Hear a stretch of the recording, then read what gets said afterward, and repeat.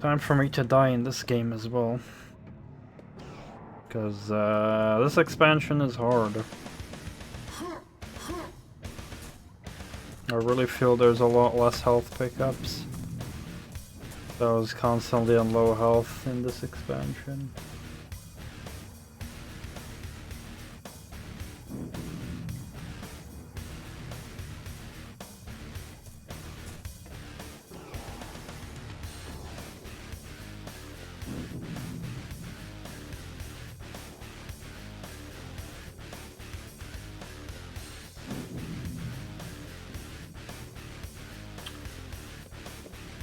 Yeah, maybe something like that.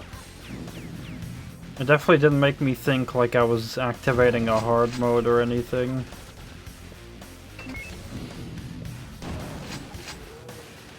If it said anything. Oh. Computer update.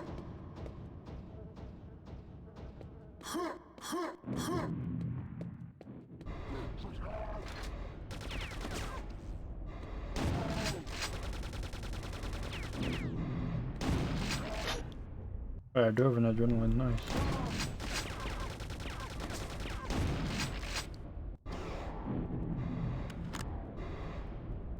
Oh, this looks safe.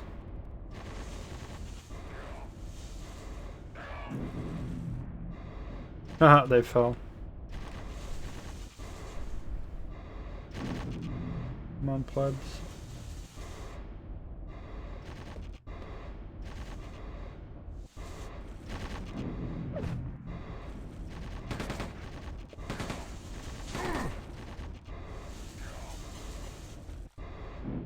It's a bit annoying because I just have to snipe them, because if I go there I'll just get killed.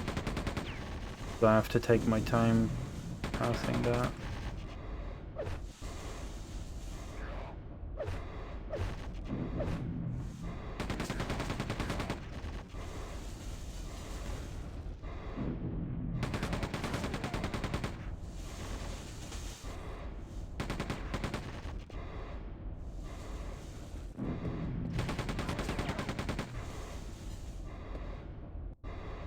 Finally.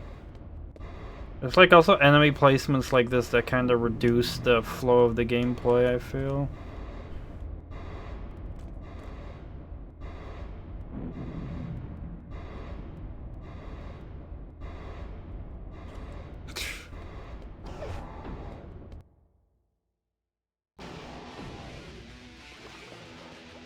Vigi.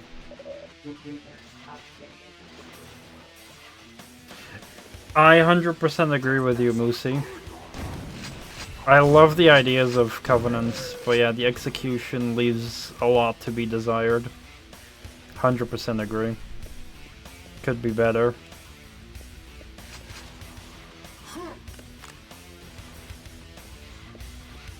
But the ideas are solid, yeah. Like, you know, like having Covenants like focused on like invading and others on like defending the invaded, like having like these tribes and stuff that do things in the lore and shit, like, and in the world, like, it could be done a lot better.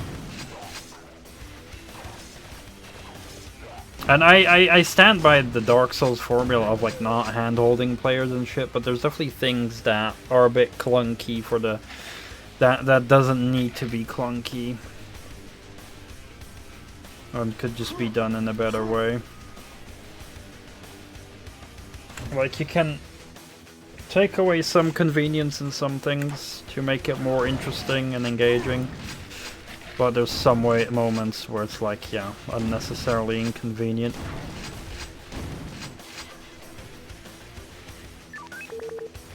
Need my green card. Darn it.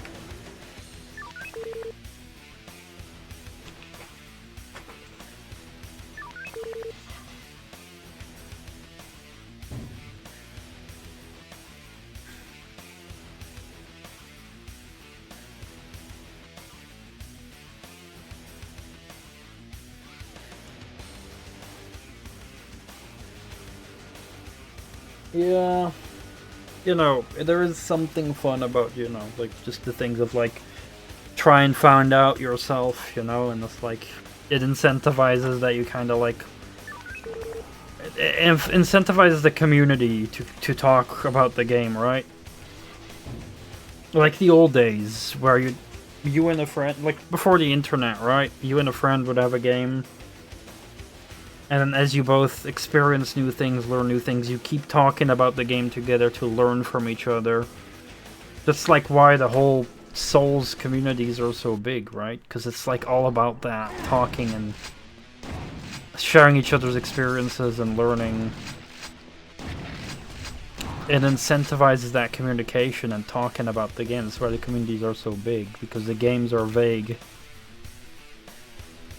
But sometimes there are definitely exceptions where you should just, like, yeah, kind of be a bit more modern.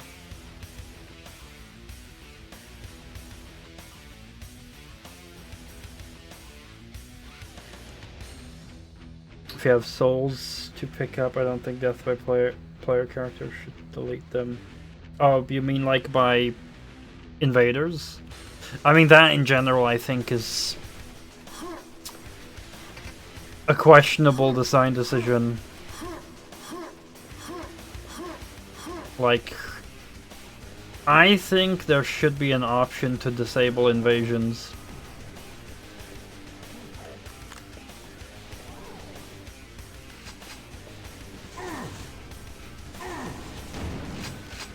Yeah, NPC invaders are fine, but the human invaders... Yeah, but that's the thing, right? If I unplug, or like, you know, disable the internet in the game, sure, I won't be invaded anymore, but it takes away the online messages. And that's part of the experience that I think I value a lot. You know, the messages players can put down.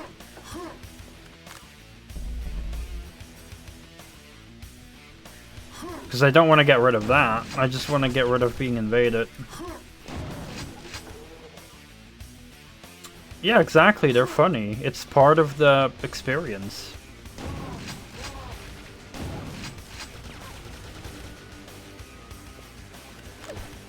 And you know what? If there was an option to turn off invasions, I wouldn't just turn them off from the start. But there were just certain moments that where invasions just pissed me off.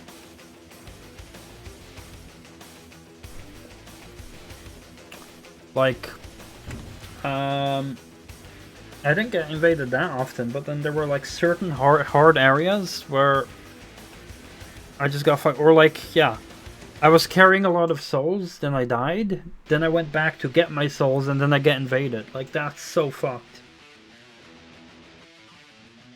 Then there was the dragon area.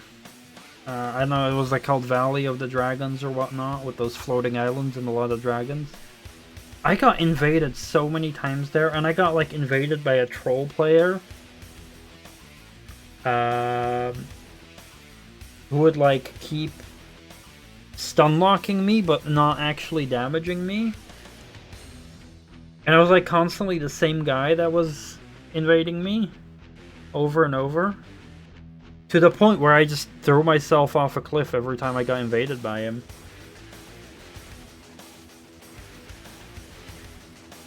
And there was also a dude that would like throw acid pots at me, which I think is disgusting.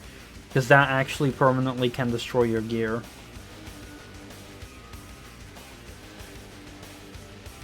I think. Or maybe not permanently, but it does like break, and then you have to like pay a fuck ton of souls to repair it.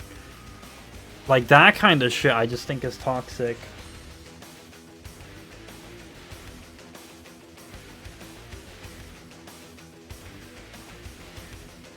Yeah, exactly.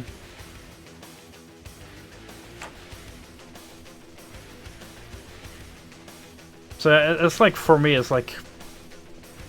I don't mind getting invaded from time to time, but there are moments where I think it shouldn't happen. So having a toggle for it in the options, and also, yeah, if there's like a large amount of souls that you're trying to get back, then I don't think it should happen.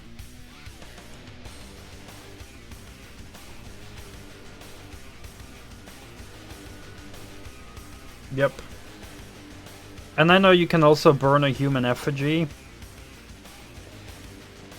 Oh, that's also that leads to my other problem. You can burn a human effigy at a bonfire to block invasions, but human effigies you use to fucking reset your health, which is also something I hate about Dark Souls 2, is that every time you die, you lose a bit of your max health, and then you have to use a human effigy to reset it.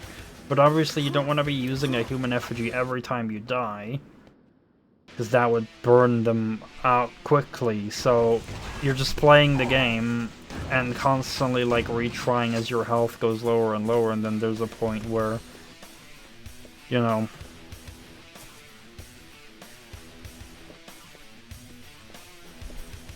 there's a point where you will find it worth to use that human effigy.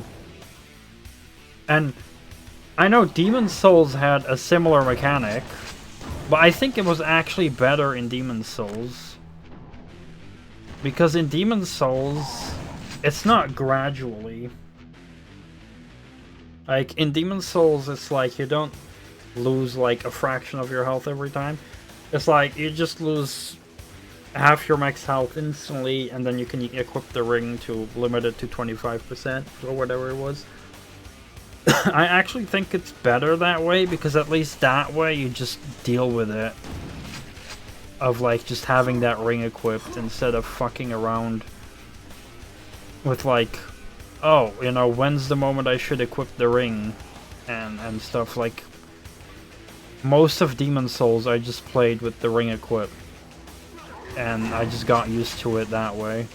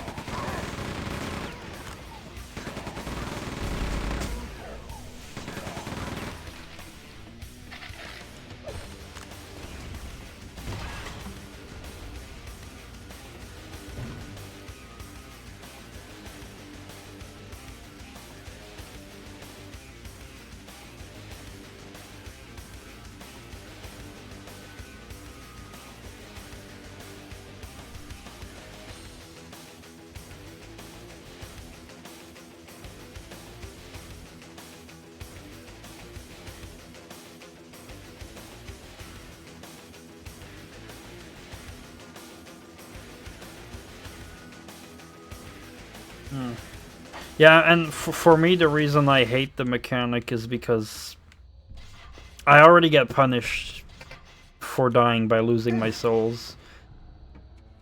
And, you know, just losing my max health just means I'm getting kicked while I'm down, which I don't like. Because I think the main punishment of Dark Souls is losing your souls. Like, I love that. I love the fact of, like, okay, you collect souls, and then you have to be careful to not go too far and die and lose your souls, but you still get a second chance to get your souls back. I love that. I just think it's stupid to, like, then be like, oh, and you lose your max health as well, so fuck you. It just made it so much more annoying and anxiety-inducing for me to keep retrying bosses, because every time I was filled with anxiety of, like, how many human effigies am I gonna have left?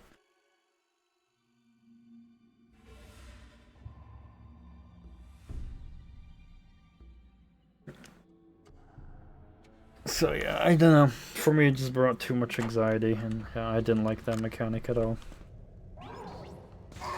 But, you know, maybe I should have just kept using the ring from the start and play around that. Maybe that would have given me a better experience.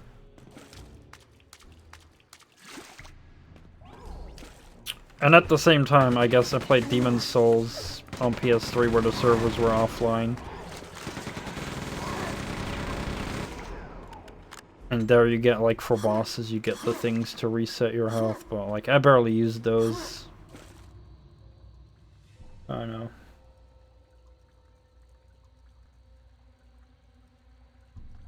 Yeah, that's also one thing I will give to Dark Souls 2 is like I played Dark Souls 1 when the servers were offline. So I had 0 online experiences in Dark Souls 1. Whereas Dark Souls 2 I played literally as the servers came online. Not because I knew, that was not the reason I started playing it. I just happened to play it and it was like, oh, servers are back on.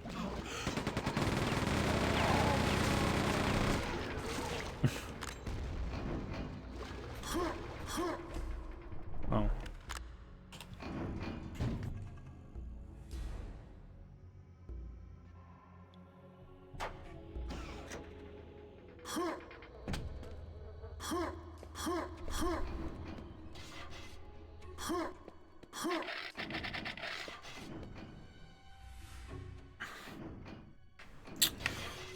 And yeah, now I'm just playing, I mean, I was playing through Bloodborne, and that was all offline as well, so... I don't know. But Bloodborne is a whole nother thing.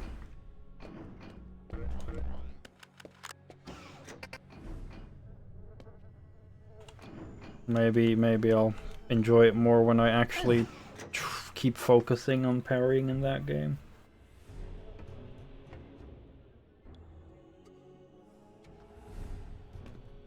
Yeah, I'm really hoping I'll enjoy Dark Souls 3 more. But I'll probably play. I want to finish Dark Souls, or sorry, yeah, Bloodborne first, and then Sekiro, which is also a bit worrisome if I'll enjoy that. But who knows? Who knows? I'll have to wait and see.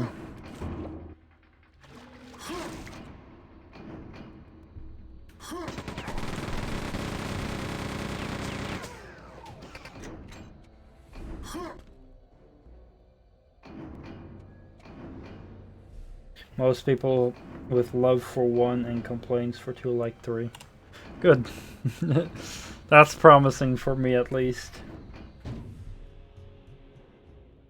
Painted ledges you can climb. Yeah. Yeah, the mistake I made with Bloodborne is that I, at the beginning, treated it too much like Dark Souls, and people say, like, yeah, you gotta, like, treat it as not Dark Souls, and then it did kind of improve for me, and yeah, when I play Sekiro, I'm definitely gonna have to go in with the mentality of this is not Dark Souls, but I think it'll be easier with Sekiro, because Sekiro is probably a lot more different than Dark Souls than Bloodborne is.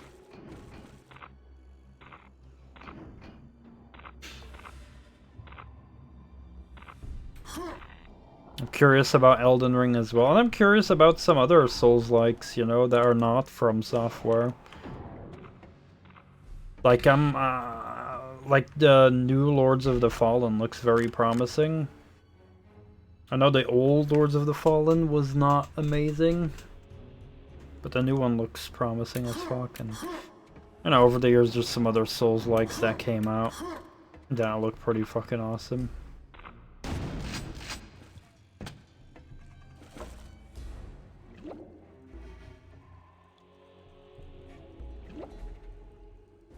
Yeah. I've heard people complain about Elden Ring, though, that there's a lot of repetition with some bosses, like too many bosses being recycled and stuff, and in some ways it's just being a bit too big for its own good. I don't know.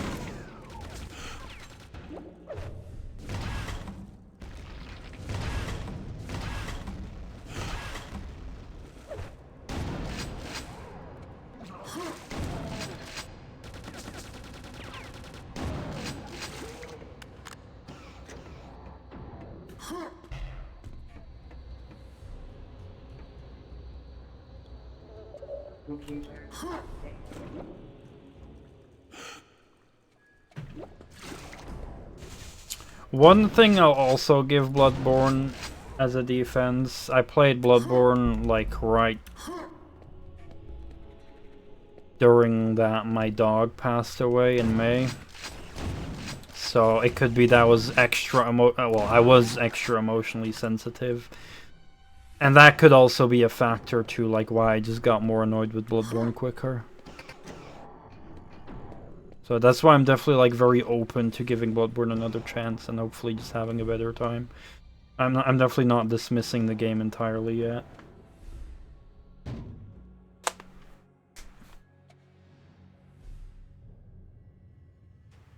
Hollow Knight. I heard very good things about Hollow Knight, yeah. There's definitely a lot of good indie Souls-likes, like 2D ones and stuff.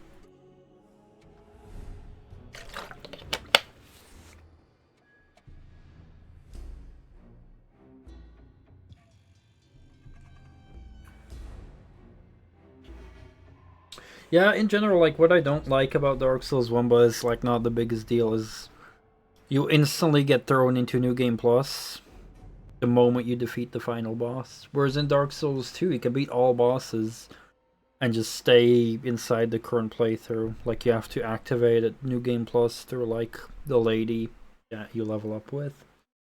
Hello there, Tebo. Demon's Souls Remake is only available on PS5. Yeah, that is true. It looks gorgeous, but yeah, it's you know, one day maybe I'll play Demon's Souls Remake, but I'm not in a rush because for the most part, it's like the same game just with better graphics and some better quality of life with the inventory, but that's it. So you know, I can just play Demon's Souls on PS3 if I want to.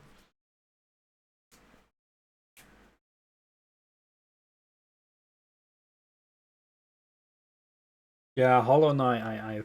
Yeah. I hear so many good I actually don't know if I have Hollow Knight. Like, maybe I have it. Let me check. I don't have it yet. Okay. It's probably on my wish list then. Unless it's ignored, then I might have it on a different platform. Oh, excuse me for the sneeze. Hollow Knight. Yeah, it's on my wish list.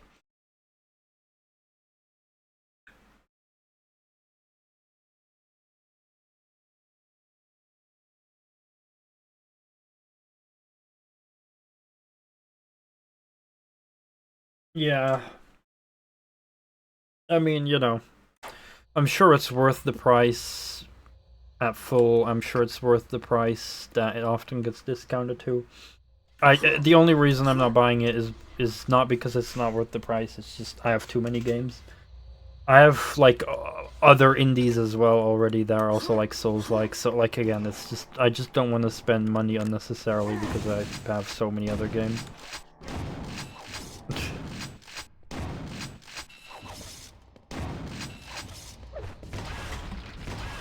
Oh, the gore is so nice in this game.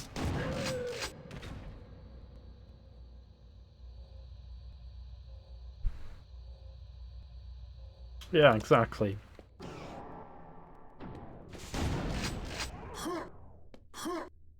And you know, sometimes I do make like an excuse to buy something. Like basically, I want to play a bunch of horror games in October, right? And some other games as well, but definitely a bunch of horror. So I bought the DLCs to Little Nightmares because I played Little Nightmares last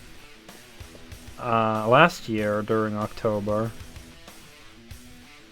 and I finished it and I really enjoyed it, and I didn't know it had DLC. I was like, oh, it's got DLC, and there happened to be on discount. I think it still is now. I think it ends tomorrow or something, so I picked up the DLCs for that in case I'll play that. Axiom Verge. I heard about that game as well. Do I have that? I don't have it yet. Do I have it wishlisted? Oh, I have it on ignored. That means that I have the game on a different platform. Probably on Epic for free or something. That game has lovely graphics. I love those, like, reminds me of, like, Metroid Prime, or the Super Metroid, I mean.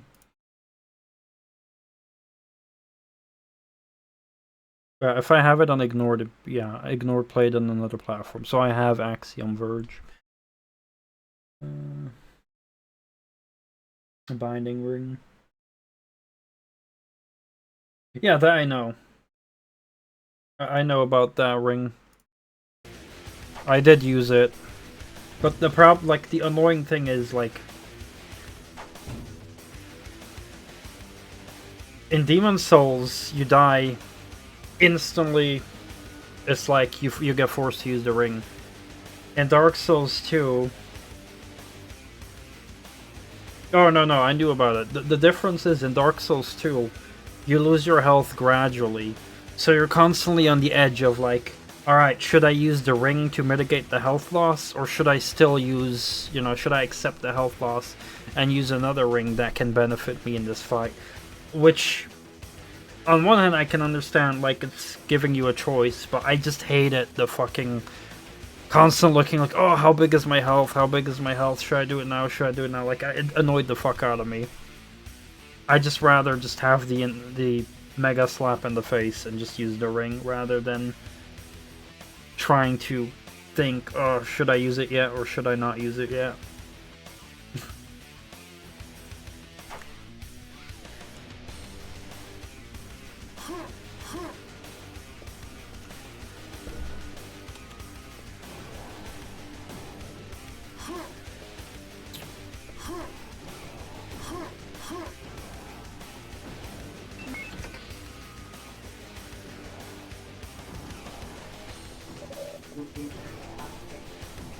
But yeah, you know, I think one day I'll get back to Dark Souls 2 regular version, and maybe I'll enjoy that. And who knows, maybe having already played Scholar once, maybe if I'd replay it I'd have a better time because I'd know what's coming.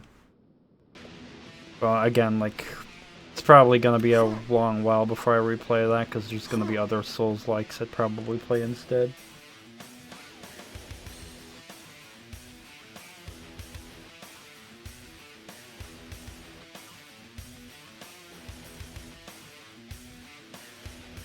Yeah, like, I'm definitely more likely gonna revisit Dark Souls 1 or even Demon Souls. But then I'd much more likely just go play a new Souls-like rather than returning to the ones I've already beaten. So, yeah. Because that's also the thing, like, I don't mind replaying games that are fun. But, yeah, there's just so many games that I might as well play new games. I have no clue where I'm going. Well, there are moments where I've said I hated Dark Souls 2, but it, you know, it just depends on which part. Like, I did give it a negative review, but I guess when I'm fair, it's like there's things about Dark Souls 2 that I absolutely hate, but there's plenty of things I also liked. Like, it's, you know.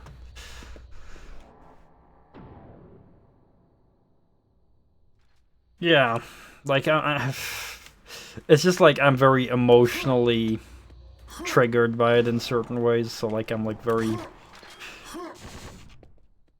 I don't know how to explain it.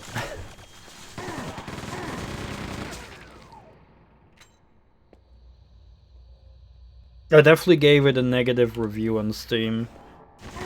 A very detailed one.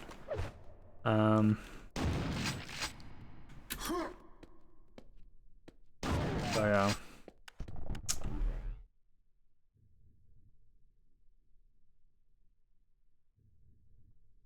Again, the only reason is because I care a lot about Dark Souls. The more you love and care about something, the harsher you're gonna be critical of it, right?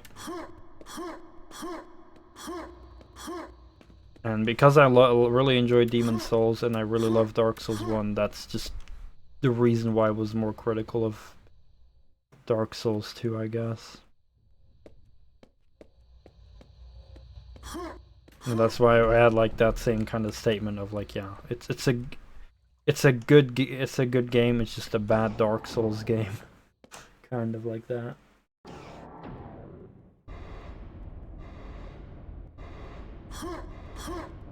I'm going the wrong way.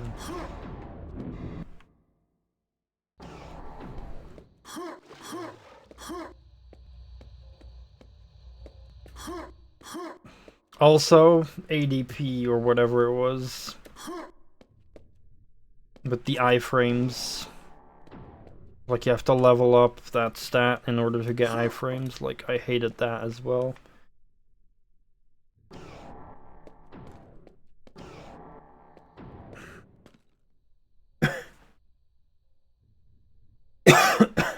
What I also didn't like is that the transitioning areas felt very weird.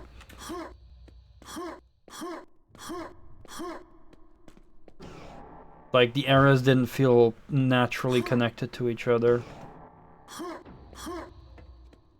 In Dark Souls 1, everything just felt like one intertwined world, whereas in 2, like, huh? Like, how is there a castle here?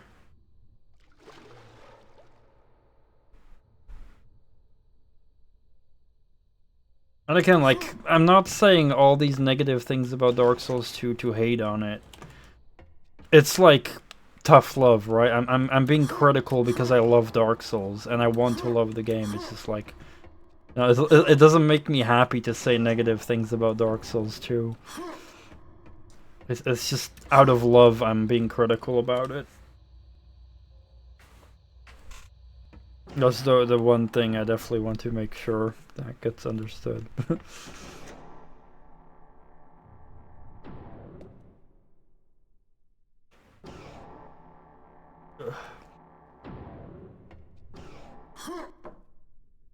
Yeah, like, if Dark Souls 1 didn't exist, and if Demon Souls didn't exist, and Dark Souls 2 was just their first game, you know, maybe I would have probably had a very different opinion about it. Where the fuck am I going? I'm moving in circles, so let's just fucking use this. I forgot this was a thing.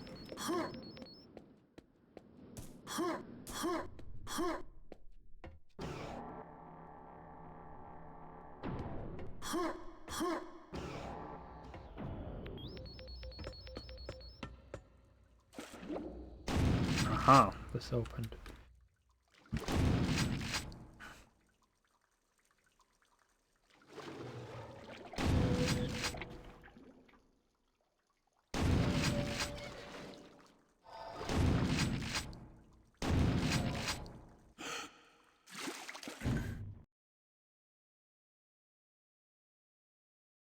Oh yeah, that as well. The fucking looping design in Dark Souls 1 is brilliant.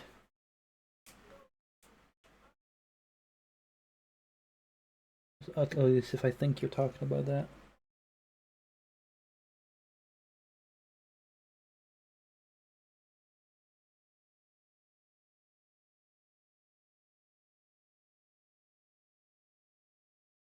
Which is actually an issue I have in in Bloodborne more. That's something I haven't mentioned much in Bloodborne. A lot, like, Bloodborne is beautiful, but so many areas feel samey to the point where I just get confused. I lose like where the fuck I am in the world. And there's not like really these like shortcuts you unlock as much. Okay, we're talking about different loop of the Age of Light and the Age of Dark. Okay. Okay. Thank you for clarifying.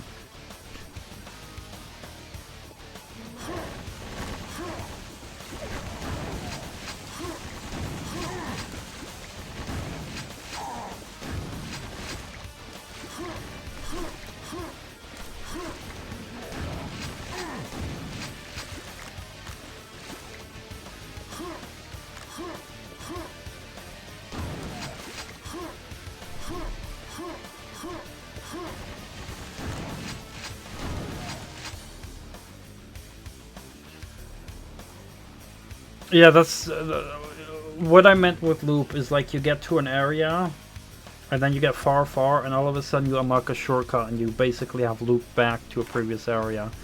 That's what I meant with the loop. Like, yeah, interconnected is another way to put it, like that.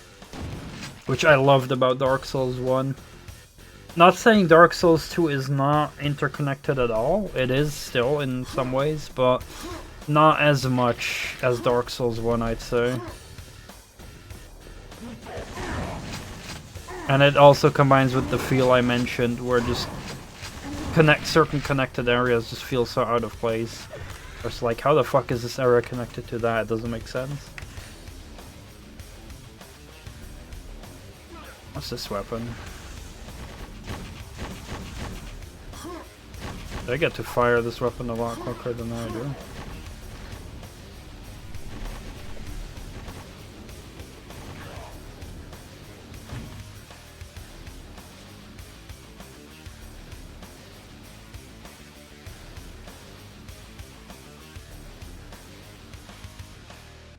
Yeah. I still appreciate the design in 1 more. Plus the fact that you instantly get to fast travel in 2 as well, I really didn't like. It took away of the charm of, like, the exploration. Of going back and forth and revisiting areas.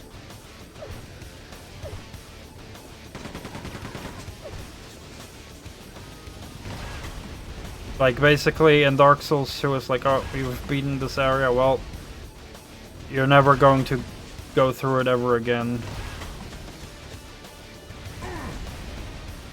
Because now you can just fast travel from the start. And originally, I... like... found it a bit annoying that you couldn't fast travel in 1, but then later I really appreciated it, that you couldn't fast travel and you only had to unlock it later on.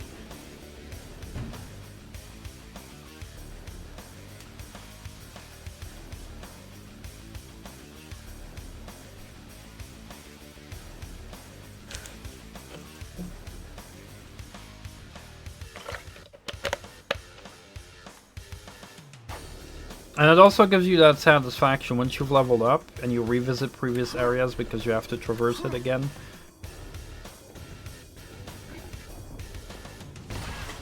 You know, then you feel much more powerful because you progressed and stuff. Like, I still remember going through the Darkroot Basin a lot in Dark Souls 1. And stuff like that. Oh yeah.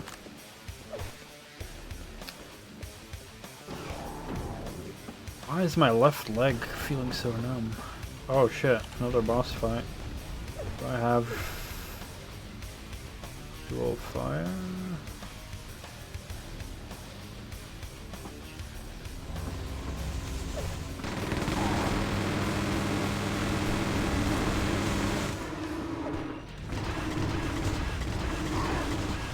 Okay, so it doubles like my rate of fire. Is that a second tank though? It is.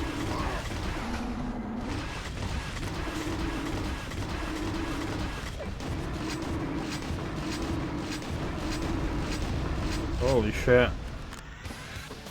That's some fast firing shit. Okay, that's nice. Not as good as quad, but this consumes more ammo, but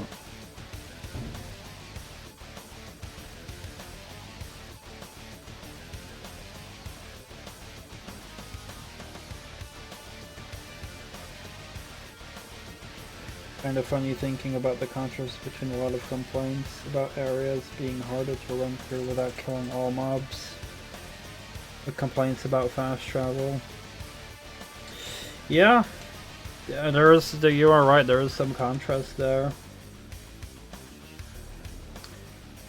Oh yeah, this menu wheel slows down time. The item menu wheel.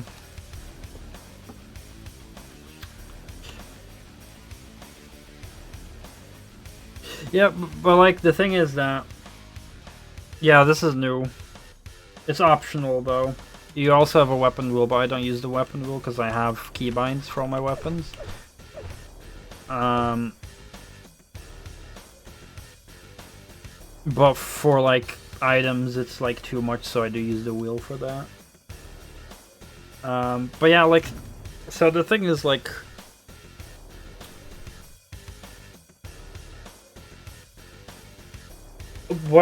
the reason I complain about not being able to go through an area quickly in Dark Souls 2 is because of purely for like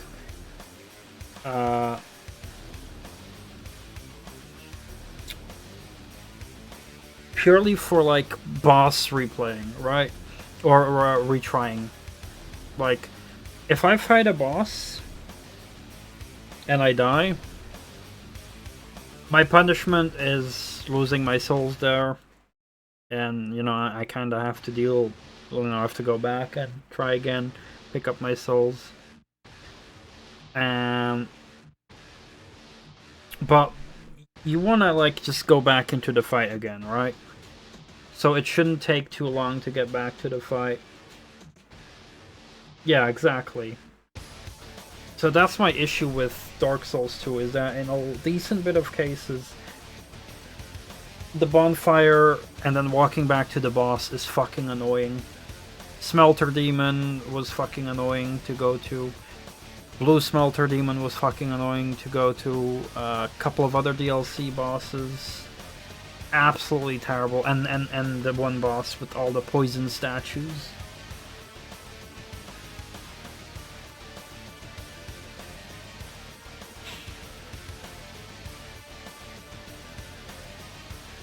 That's the only reason why I want to be able to go, but like fast through an area, basically.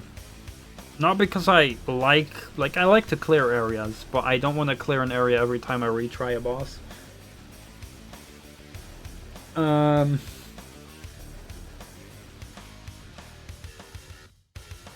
There was one in the DLC that was also terrible, where I actually had to re-kill almost everything until they stopped spawning. But yeah, the fast travel thing is like,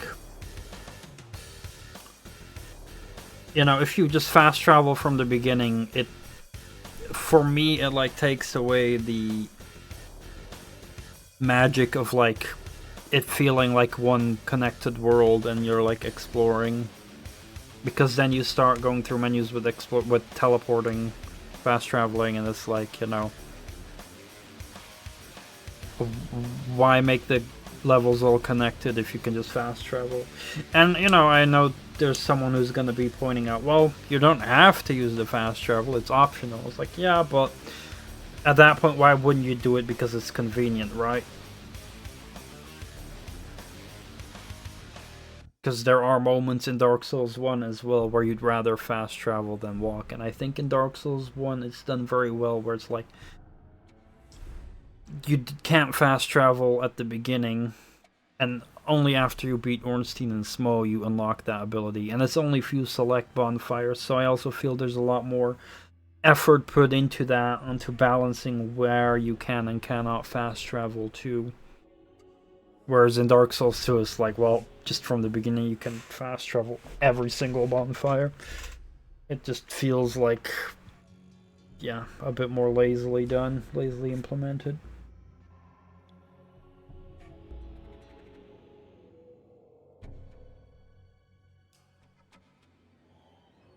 And yeah, like, it's, again, like, I don't mind revisiting areas after I already beat them, because usually that means when you've already beaten them, they will be easier because you've gotten stronger, which adds to the satisfaction.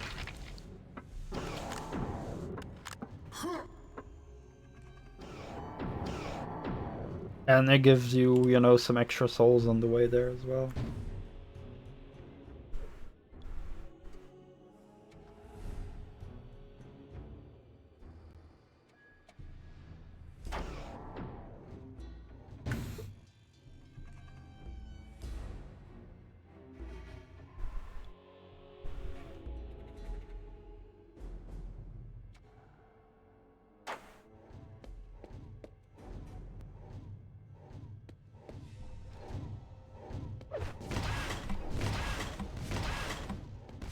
Well, I also do think like the fast travel is kind of more necessary in Dark Souls 2 because, you know, again, it's not as interconnected. But then, you know, that just would translate into, I just wish the map was more interconnected.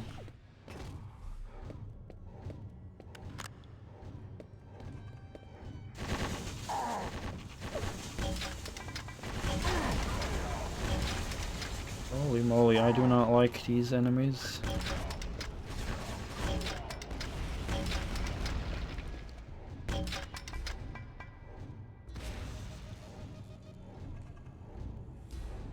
Well, you know, I'm not saying the map should be the same.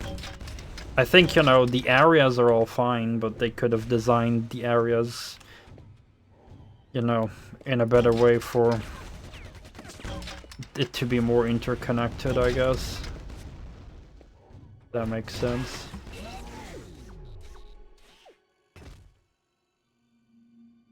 And that's even like Demon's Souls kind of fails at, I guess. Because there all the maps are like is like also like, well, it's a bit different in Demon's Souls actually. Demon's Souls are like actual levels that are like a string of different areas, and then when you get to the end you just finish that string of areas.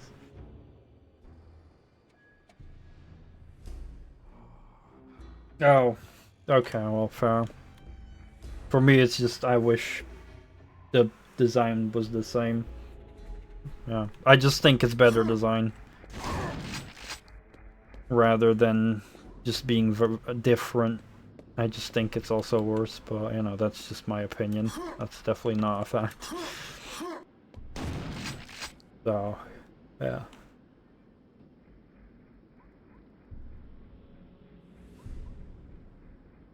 Oh yeah, I'm definitely agreed with that. Dark Souls 1 is like fucking almost perfection in terms of level design.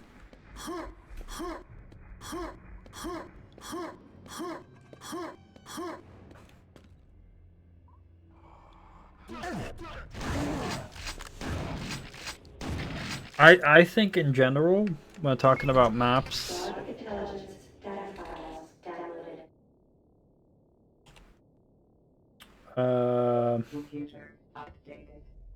because it's like like open world and linear is like the topic, right? And it's a topic I've talked about plenty of times as well.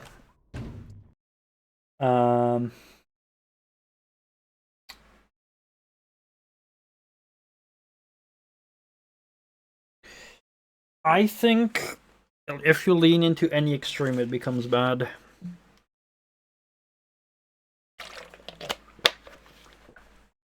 Take Quake 2, what I'm playing right now. I think it's a good mix of both. Pretty linear levels, but like interconnected levels where you can backtrack.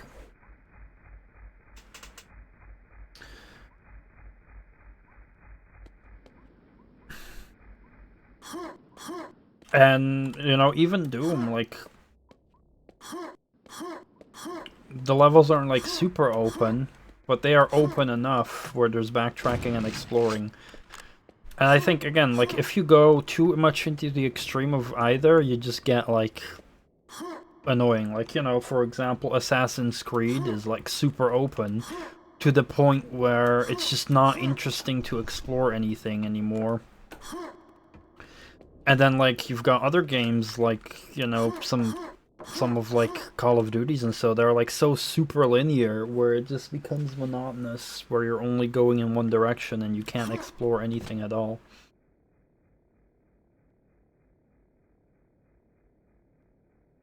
And I do think there's some leeway to how open and how linear, like, it doesn't have to be all the same. But I think, in general, like, it's good to, like, definitely take a bit of that and take a bit of the other.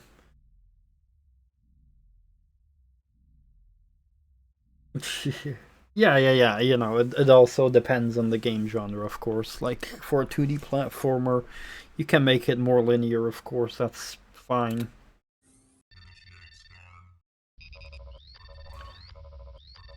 But again, like, even open world games can benefit from more linear structures added to it.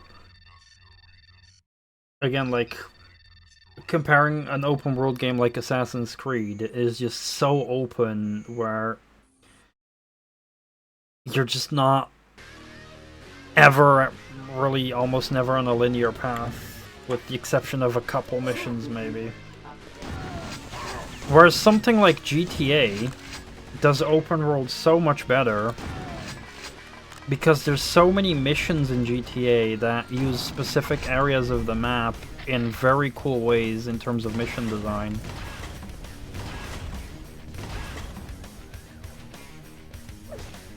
Where, you know, it actually makes use of the map's design. And Assassin's Creed doesn't do that.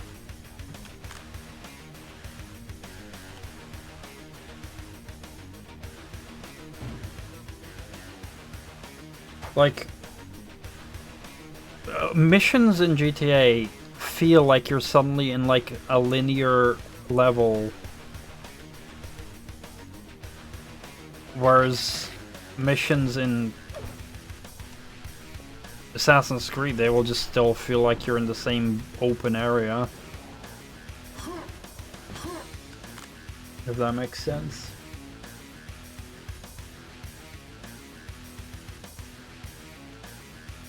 Oh yeah. See, when the reason why games like Minecraft and Terraria work for being completely open is purely because these games rely on interacting with the open world. Minecraft, you're constantly, you know, farming resources, exploring for resources. Terraria, same shit. It doesn't work the same way in traditional open world games. Again, Assassin's Creed being like the worst offender, where it's like there's nothing really to do on the map in Assassin's Creed.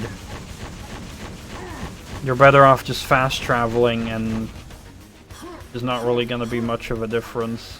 But if you're only gonna fast travel, what's the point of the open map, right? Whereas GTA, there's a lot more fun stuff to do, and the areas feel more unique.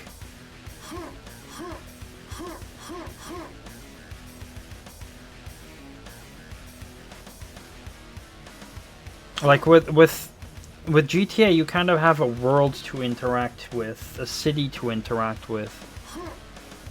There's a reason for GTA's world being open. Like, for example, let's say you take GTA 4, you know, or any other GTA game, you know, be it San Andreas or whatever, and you take away the ability to explore the open world, and you just make the game a linear set of all the missions. All of a sudden, the GTA game would become a lot worse, in my opinion. Whereas with Assassin's Creed, it's not the same case.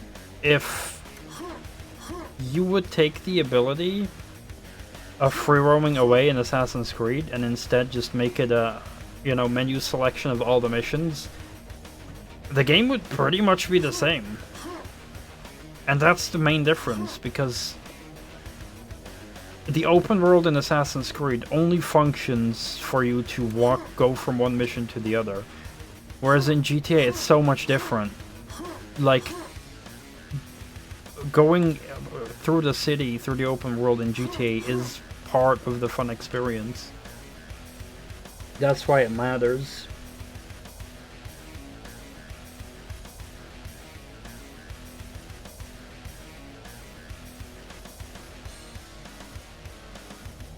Yeah, exactly. There's a lot of fun to be had. You can go to shops, you can collect cars, you can upgrade them, you can change your clothes, customize your character, and it has so much more meaning in GTA because you have more immersion, because the map is better. The areas feel more unique.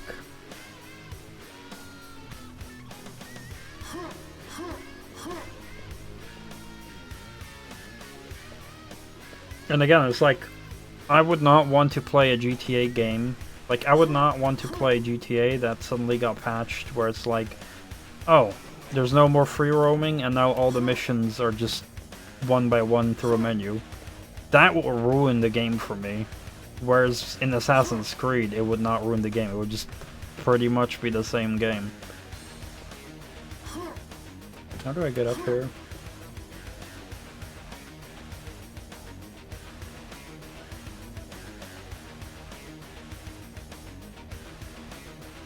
Yeah, even like maybe there's some nostalgia for me as well in the older ones, but yeah, I'd rather scroll around in GTA 3 free roaming than in Assassin's Creed. There's just more shit to do. And it's not just because GTA is in a city and you have cars. But it's just, I don't know, it's just also just the quality, like the areas are more unique and...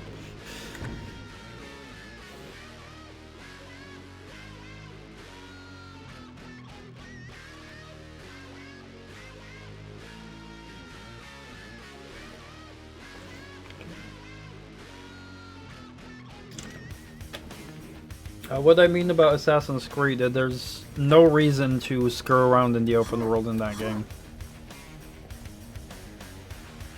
There's zero reason to, like, have fun in the open world. If I play GTA and I finish a mission, there's a good chance I get distracted by the open world and do something funny in it. Could be anything. Maybe an area I want to explore, maybe a jump that I see and I want to do. Like, the open world distracts me because it's like an attraction. Assassin's Creed, never. Assassin's Creed, I finish a mission, first thing I do is find wherever the next mission is and go there. And the whole world gets ignored. If anything, the open world is like a tedium in Assassin's Creed, because it takes so much time to go from one mission to the other.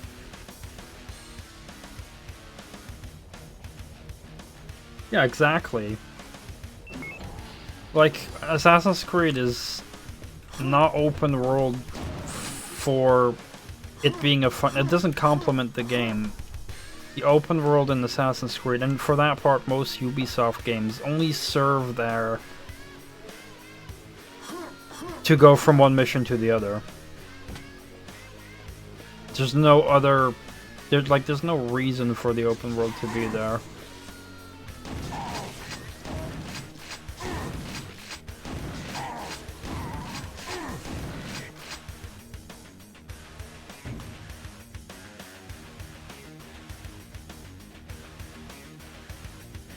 Yeah, exactly. Because in those sandbox games, there is a reason for it being open world. There is a reason to explore, to get resources, and to build shit. Open world Rocksmith. But that's literally it, right? There needs to be a gameplay reason for the game to be open world. GTA has it. Minecraft has it. Assassin's Creed does not. Most of Ubisoft's games do not. And that's the whole reason. Like, open world design needs to complement the gameplay and design of the game. But too many games, and again, especially Ubisoft, they just make their games open world for the sake of it.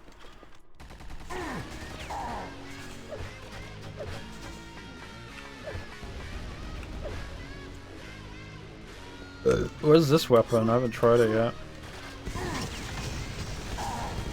It's like a plasma shotgun with explosives.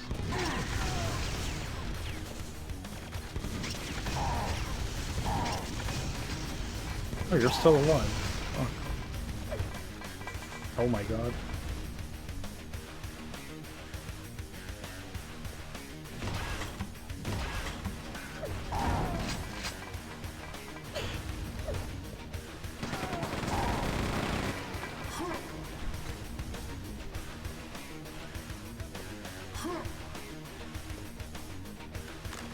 And sure, like, some of the Assassin's Creed games do have some activities, but they're just not interesting activities. They're just not fun. It's like, oh, you can fight some dudes in a brawl or whatever at a bar or whatever, and oh, there's maybe a couple fun mini games, but like, I don't know. It's not the same.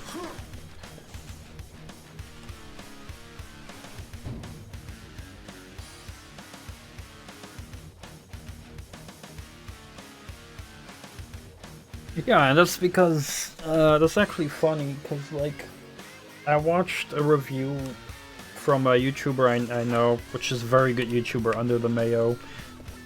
He talks a lot about game design, and it's why I've been starting to talk and think about this topic as well. It's partly thanks to his videos.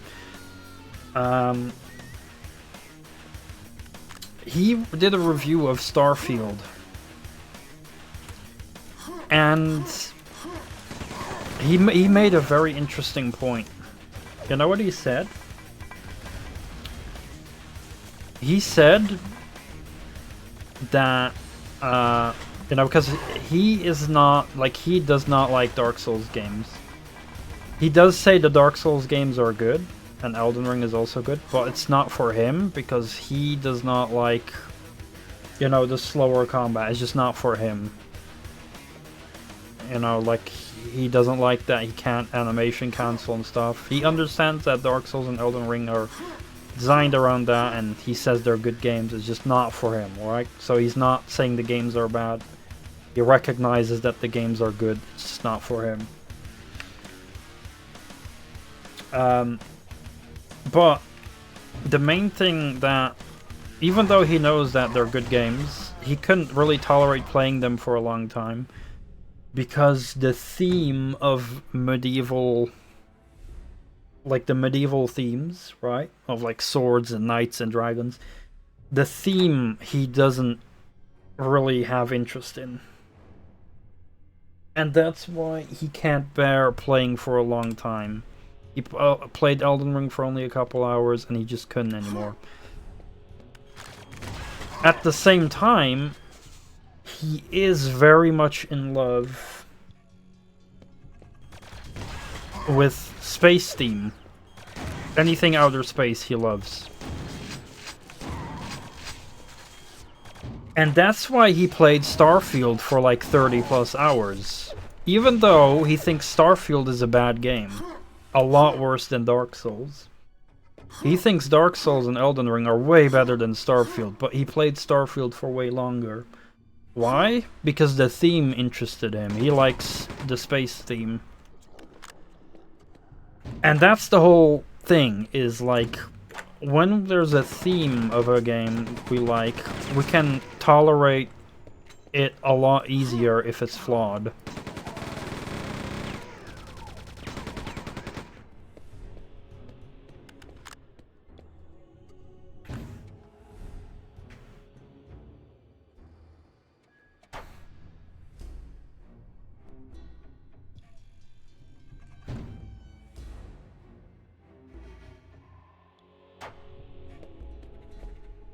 And that's why I like to like go like, I think why a lot of games like Assassin's Creed, and I know I'm guilty of it as well because I play those games as well from time to time,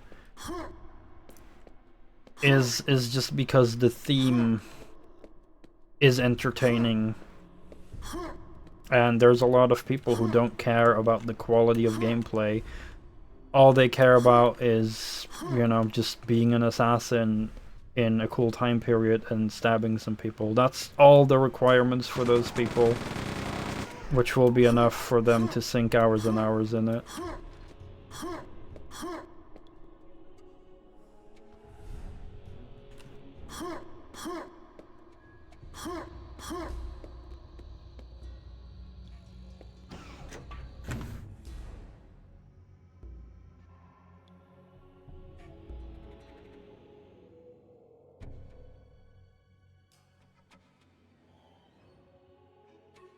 Yeah, exactly. Yeah. Hours. Yeah. Hours can have different quality. Absolutely.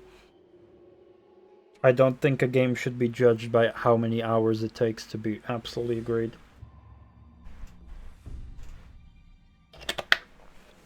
Because I'd rather play a game that's an hour long and it's like the best hour ever than a game that's 500 hours long, but those 500 hours are like mediocre as fuck. Absolutely.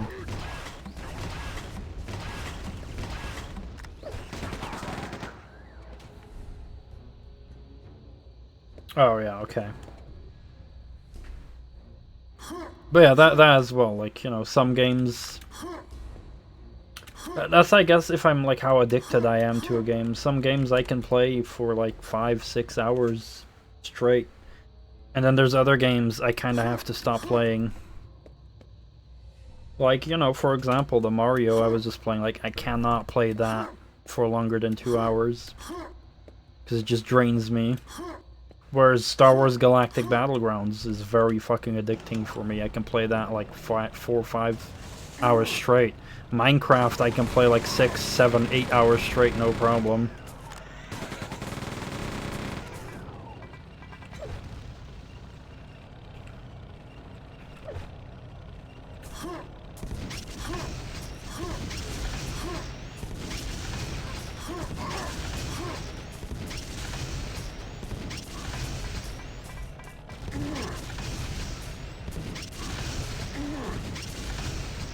Subnautica, I also played the fuck out of that.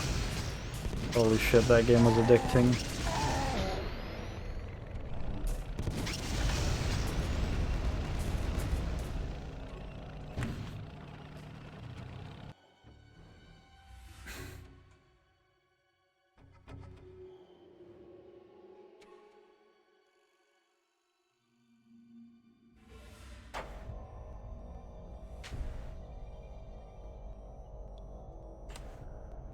Yeah, like near the end, the game of Subnautica quickly became more boring.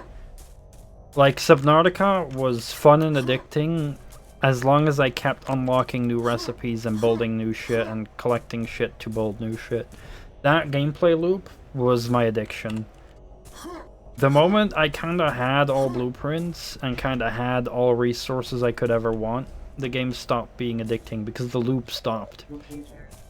I was like, okay, I kind of have everything I want, and now I just kind of have to finish everything up, and that's, at the end, it just, like, stopped being addicting.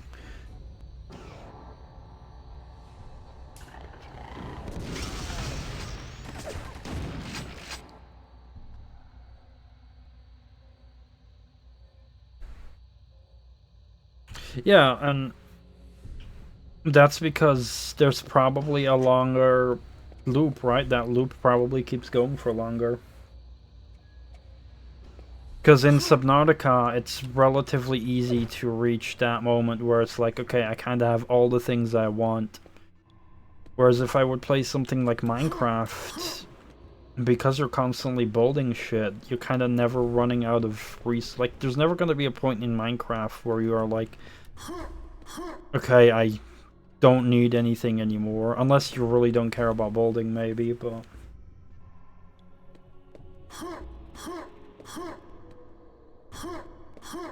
like a game like Ark or Minecraft or Terraria is like more interactive still than Subnautica.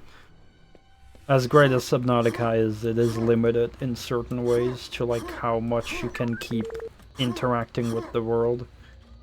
Like, there comes a moment in Subnautica where we've kind of seen it all, and, you know, it kind of just ends.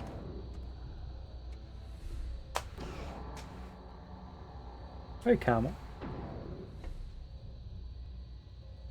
How you doing?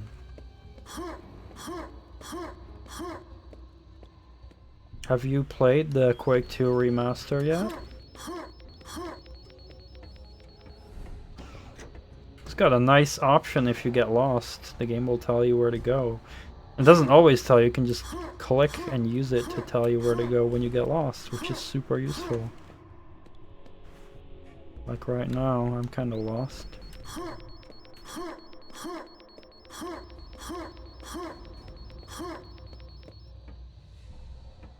Okay, so I do go up here.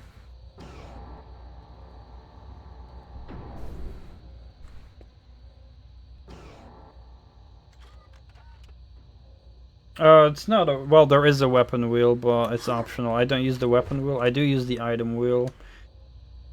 I do like to, like, bind all my weapons to keys, so I have easy access to them. So I don't use the weapon wheel, but kind of running out of keys for all my items, so that's where the item wheel does come in useful. For me, at least.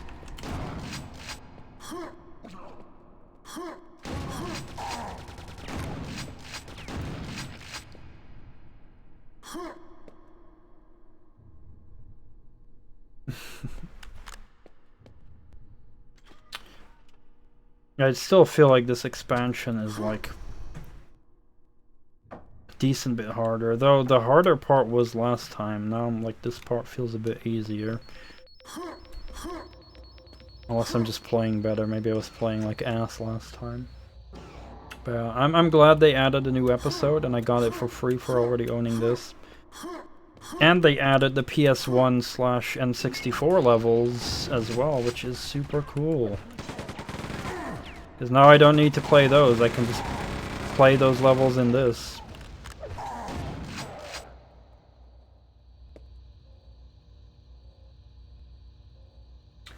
No, this is one of the original expansions. Evil Within. Oh, I was actually looking at that today on Steam. It's like a horror game, right? Because I was actually looking for horror games for October. And then I saw like, oh, Evil Within, but I don't have that yet. Oops. That turret is a pain in the ass. It's a real survival horror, that's good. I did hear people praise it.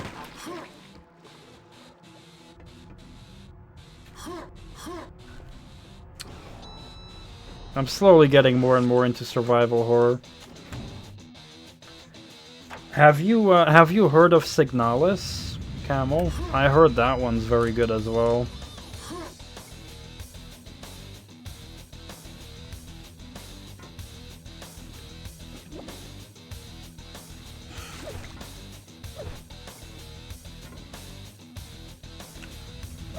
I need to get new binds for this weapon, because these are all new.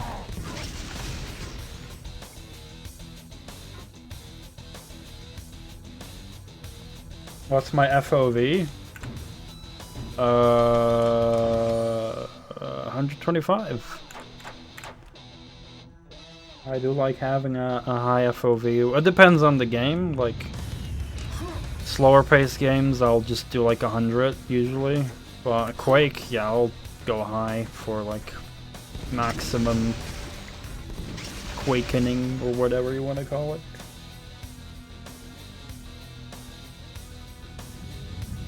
Not sure if you believe Signalis holds up. Really? Okay, I haven't tried it yet.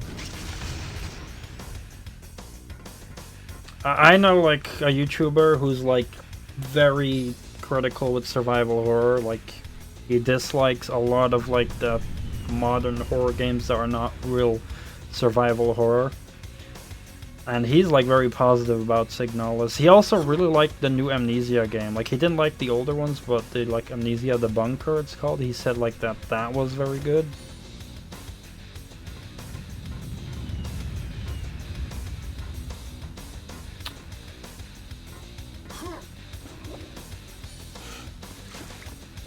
Holy mother of Stroggy. I do like being able to see.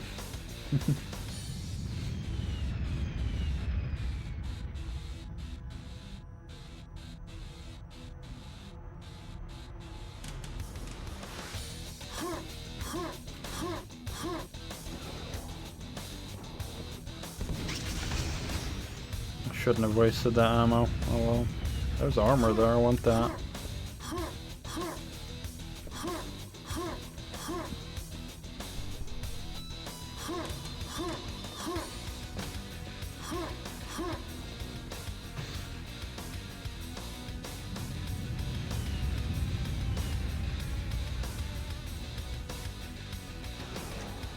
Yeah, I guess it's a little bit of getting used to when you go to high FOV, but I don't know, like I get used to it pretty quick. And yeah, I'm pretty much just focusing on what's in front of me. Anything in the side is just, you know, I do want to know something's there, but I'm not going to be focusing there. For me, it has helped with just keeping track of my surroundings. Which I do like in these kind of fast-paced games.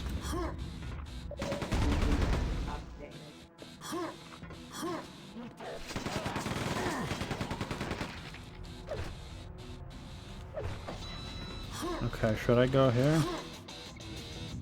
I always want to explore, so this is also useful. Okay, so the main progress is there, so that means I'll explore here. Oh, that's the night, never mind. Well, sometimes that can be useful, to know what is the right way, so you can go the wrong way first because you want to explore. I am very bad at aiming grenade launchers, especially in this game. Quake 1, I'm actually a lot better with the grenade launcher.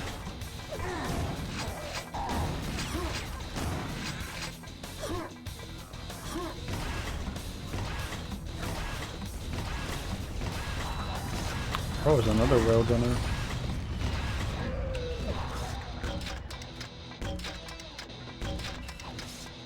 Look at my terrible aim. Can I have a railgun, please? I really want one. That's like one of the best railguns ever.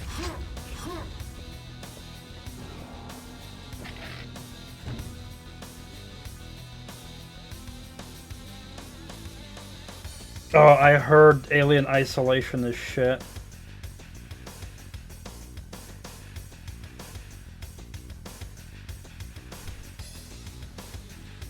One of the worst crimes, that Alien Isolation. Like, I haven't played it, but I've watched a pretty... Again, for the same YouTuber I just mentioned, I watched a review of his, of Alien Isolation. The puzzles are dog shit in that game. It's like baby's first puzzle. Of like, put the square in the square hole, put the triangle in the triangle hole, stuff like that. I know a lot of people like Alien Isolation, but...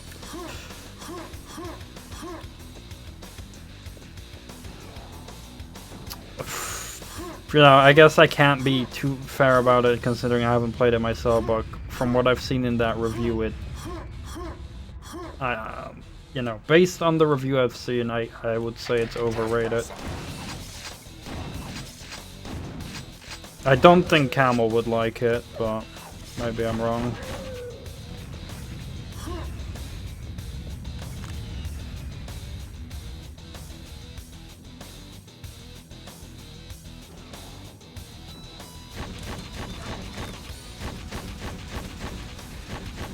You know what game scared me back in the day? Return to Castle Wolfenstein. When you enter those tombs. That scarred me back in the day. No, not as much anymore, but that was still like the sound design of like those zombies in those tombs and shit, that like super creepy still.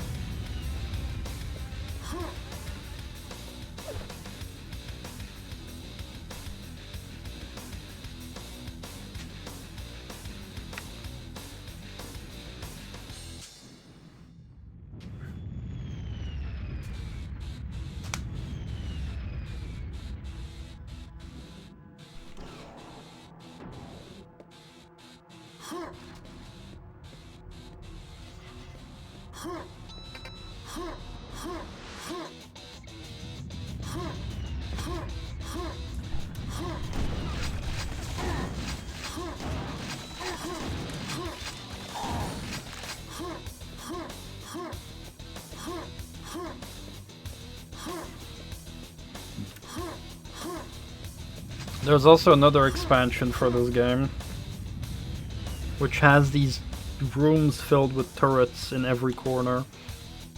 Played it once and I really hated it because the turrets were just fucking annoying, but who knows, maybe I'll change my mind when I replay it. And I said Railgun, hell yeah. I said that I would never replay that expansion again unless they made a remaster.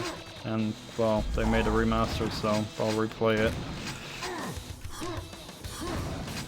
I want that railgun, give it. I'll finally be able to do something on long range. Oh shit! Oh, it's gotta be on these boxes.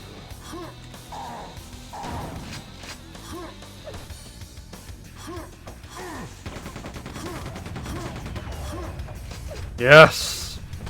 There we go, best gun in the game. Turret expansion, yes.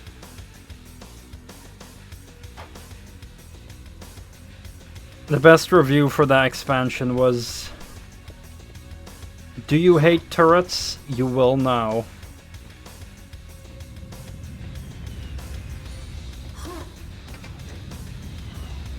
Oh shit.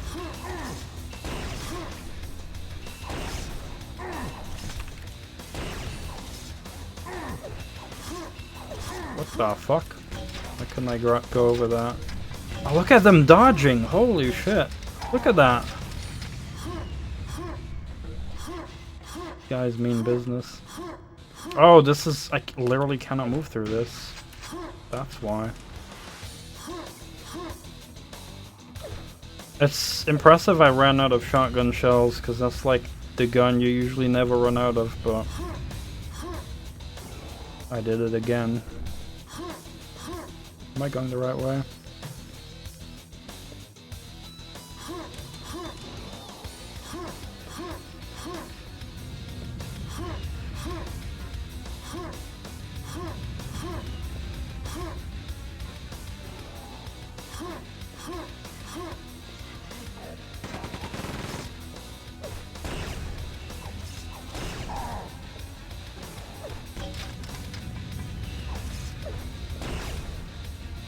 Right, is this bound to the same... Oh, no wonder.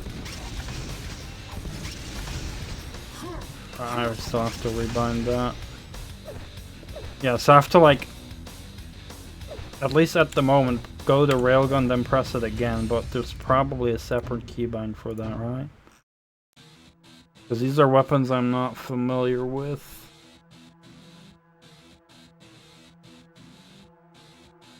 Or not.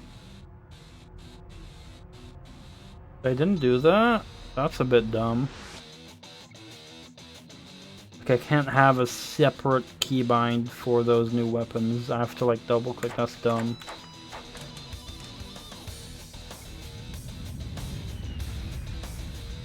Only possible to run out of ammo on Nightmare. Should literally shoot your guns up in the sky. Fair enough.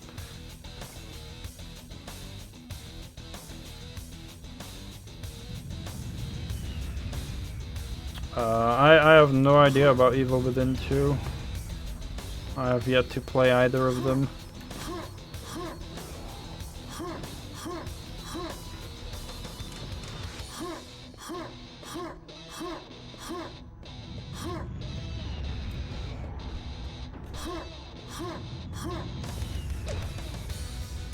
So what was that other weapon I had?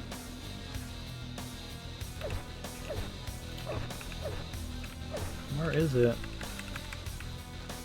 I guess I don't have ammo for it anymore. Shot like those little triangle thingies or whatnot. Oh god, I ate that railgun shot. I don't.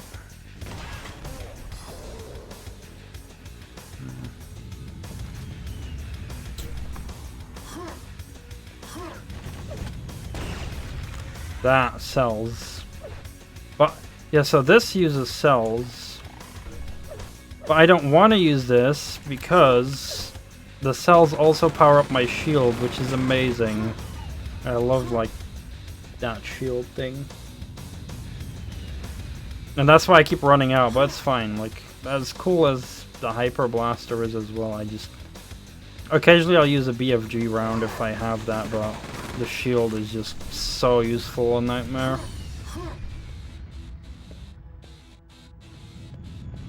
It carried me through the main game for sure.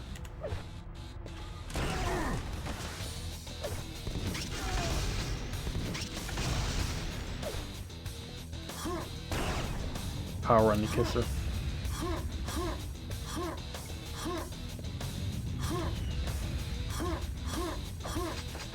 Phalanx, that's what it's called.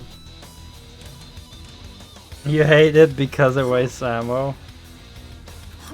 No. I guess that's why you gotta rely on other weapons, I guess. I've been able to do it with the main campaign, but...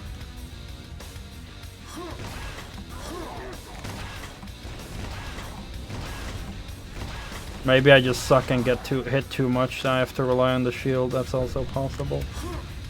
I mean, just the fact I am able to play on Nightmare sort of comfortably without constantly dying, I'd say, makes me sort of decent at this game.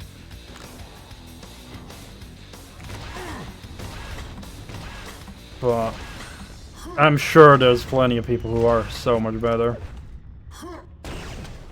That they don't need to use the shield like I do.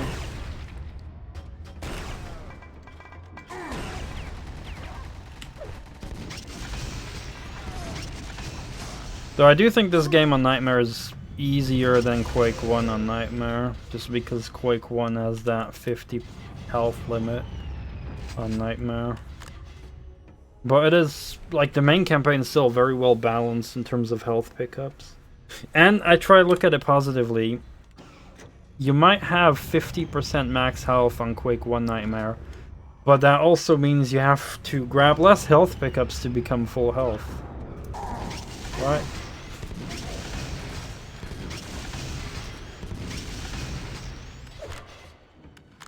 Shells, finally.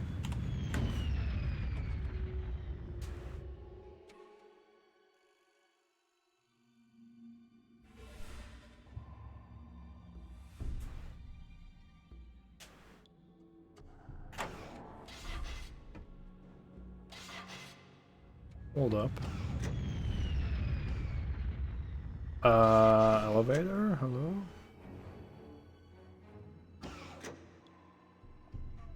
What's this elevator doing? Oh, those are my legs. That's fine. I really do like quad damage. That's one of the best things ever.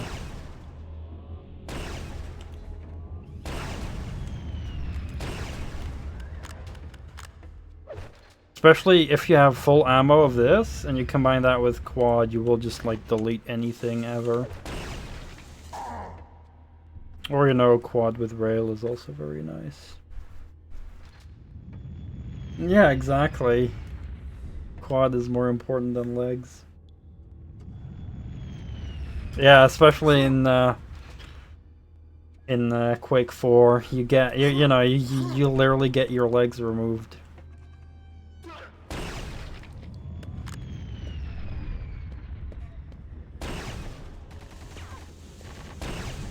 Oh, I have no more rockets, shit. Guess we'll go with the grenades then.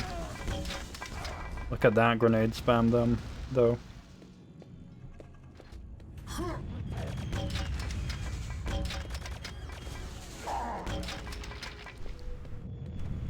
Whoa, what was that? What the fuck? What was that? Pick me back up, I want to kill that guy who shot me. Oh god!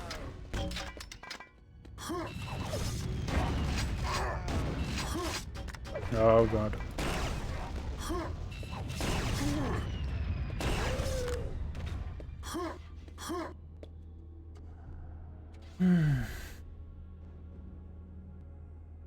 Oh, you saw it? I actually looked at it as well. Oh, I think I showed it to a friend who wasn't really familiar with it.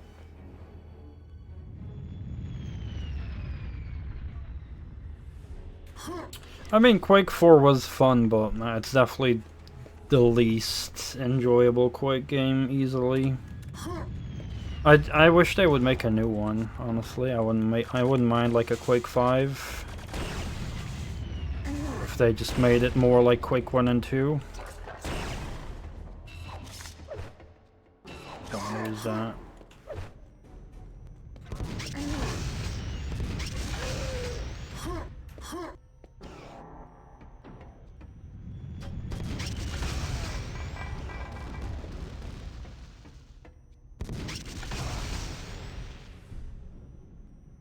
Unlucky. Hyper blaster that I will not use, but hey, ammo for my shield, I guess.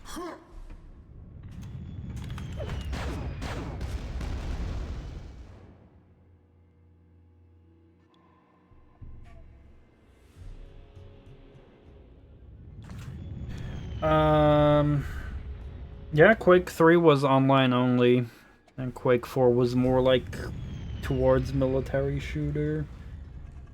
They just make another like copy. I disagree with that. Doom Eternal was fucking amazing. It was very much like definitely some modernizations, but definitely far from Call of Duty. Definitely more Quake-like. And if id Software takes that route with Doom, then you know they're able to do that same route with Quake, I'd say. Lots of arena fighting.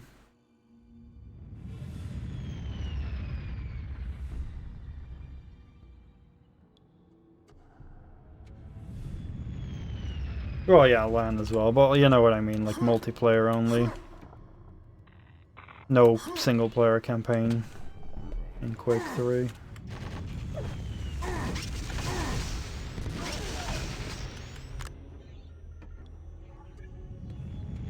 But yeah, considering how awesome Doom Eternal was, I do think id Software are capable of making a Quake 4, potentially. Don't know if they will, but I would be open to it, for sure.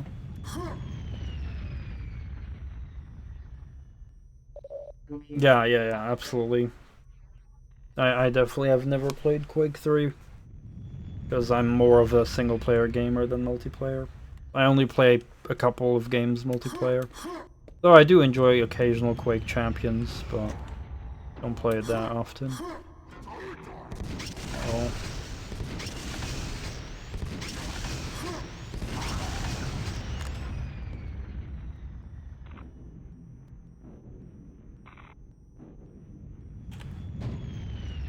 Like Quake, Doom was never multiplayer oriented. Doom had some popularity in multiplayer. I'd say maybe not as much as Quake, but still pretty big, I'd say.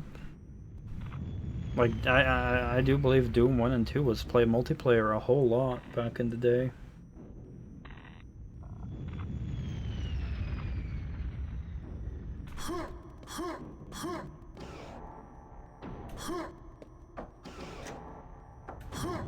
Am I going the right way? Oh shit, there's dudes.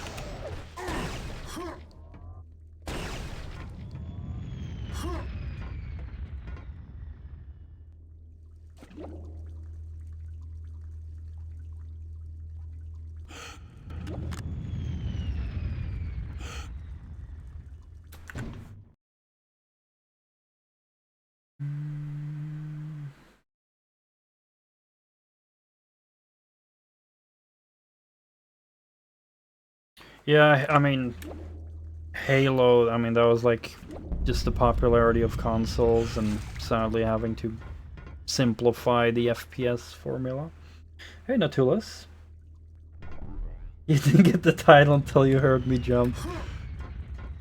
Good.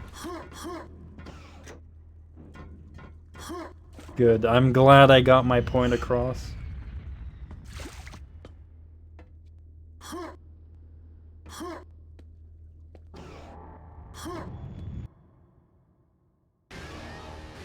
You better get used to it, Nautilus.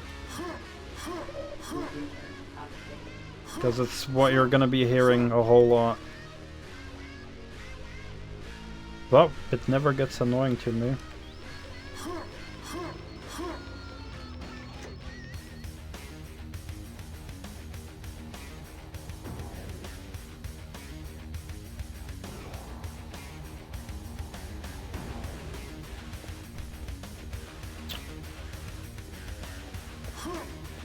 Well, I guess it does depend on how you define a cover shooter.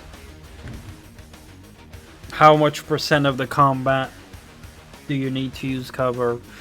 Because even in Doom and Quake you use cover. Just not as much as in Halo. But in Halo you don't use it as much as The Division. So yeah, it depends on, like, you know, how much does you know, what kind of threshold does it need to break to define it? God, I'm getting wrecked.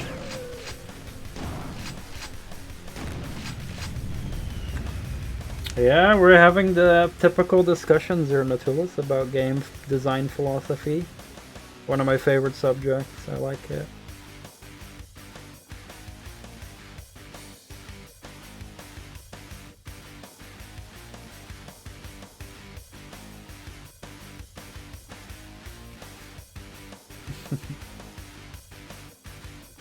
But yeah, like everyone has their own definitions, I guess. Like a game like Quake, I would call an arena shooter or a boomer shooter. Halo is definitely more like it's still like somewhat like I wouldn't call Halo a boomer shooter, but it's still like kind of arena-esque, but you know, not as much. It's definitely not like Call of Duty, but it gets closer in that direction. You know, there's just a lot of nuances between the different games. Like, I'd also say something like Half-Life is a lot less arena shooter, but has some of those arena shooter elements still.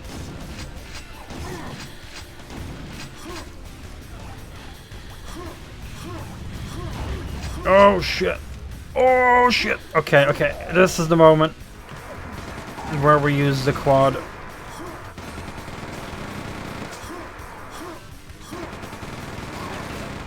I have made up my mind of when to use the quad, and it is now.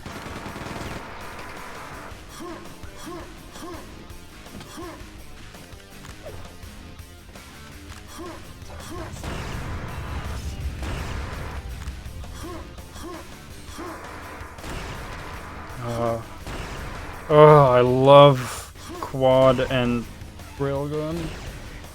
Match made in heaven.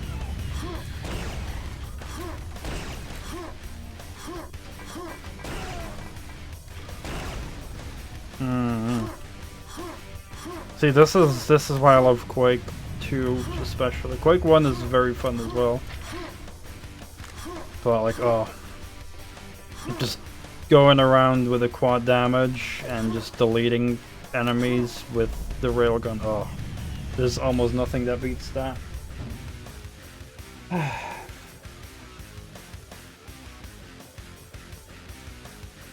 Yeah, I agree, Blind Archer. It's definitely a ratio of, you know, standing still will get you killed, right? But also, I'd also say, like, how much movement speed there is, I think, determines it. How much incentive of weapon variety as well. In games like Doom and Quake, you need to switch weapons on the fly a lot of the times to, you know, to optimize your ammo usage and combat.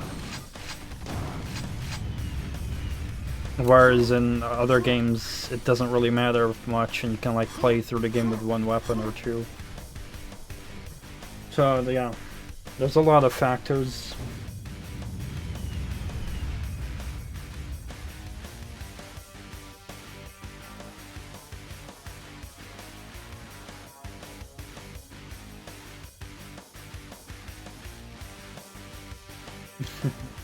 That's fair enough to us.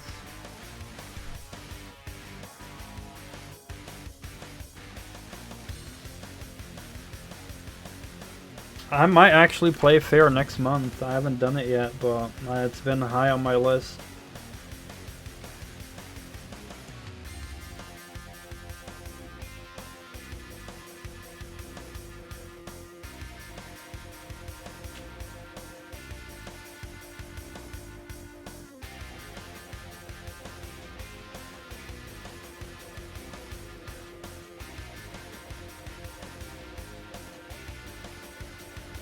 Well, like, if you compare it to something like Call of Duty, you know, you instantly lose movement speed.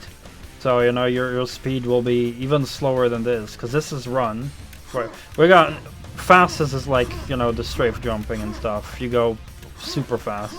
Then you got normal running. And then you've got walking, which is still faster than you'd get in a lot of other shooters, like Call of Duty. You know, you'd get like more like this kind of speed, I guess, crawling. Or maybe you got a sprint function that would make you go like this, but then you can't shoot usually. I have heard that, Camel, about Fear. I've heard some people also claim that like Fear is like some of the last games that they would consider a classic shooter as well. Yeah, pretty much Archer, that's true. But that's like the whole thing, right? The reason FPS games became slower was because they had to make FPS games on consoles. And back then, you know, a controller wouldn't really be able to handle... Well, not only a controller, but also the hardware on most consoles. You couldn't put a fast game like Quake 2 in that. Because they just didn't have the technology and controller layouts for that yet. So they had to slow the games down to appeal to consoles. They had to, you know, make the weapon limits smaller because you don't have a keyboard to switch to a lot of weapons.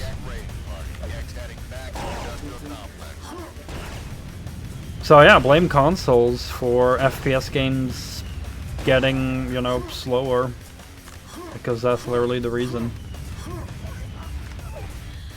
To appeal to console design.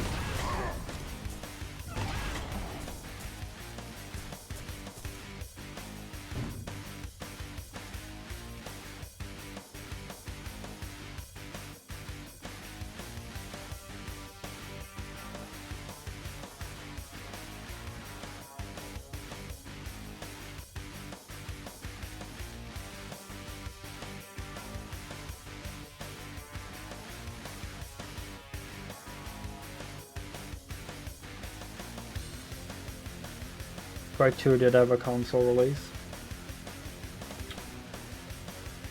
Yeah, well, it was different, right? Quake 2 on PS1 and N64. I mean, it was probably still fast, but it was probably a lot slower compared to PC. It was still a lot of experiments with how to make FPS games on console. Like, compare it to, I don't know, Duke Nukem 64, which had very different controls. Or, GoldenEye, or, Medal of Honor on PS1. They all have, like, very different control schemes, control layouts. Yeah, I'm glad they have added the levels. But I'm sure you're gonna be playing the game in a lot slower way, playing on an actual N64 or PS1 compared to PS1, just because I can do this. I can aim like this. I can, you know, I can whoop, turn around like that. You're not gonna do that on a console with a controller. Even now.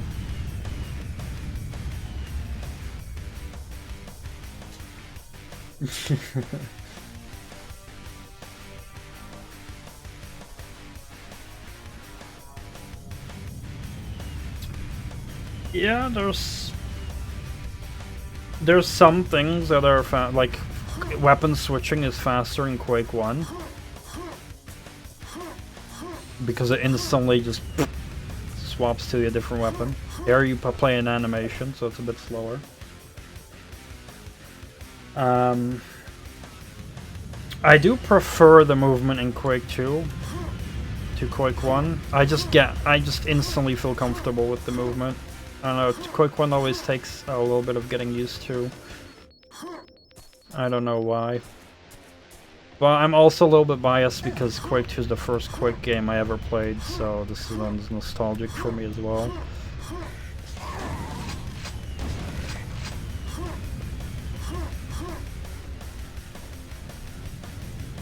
Do I go here?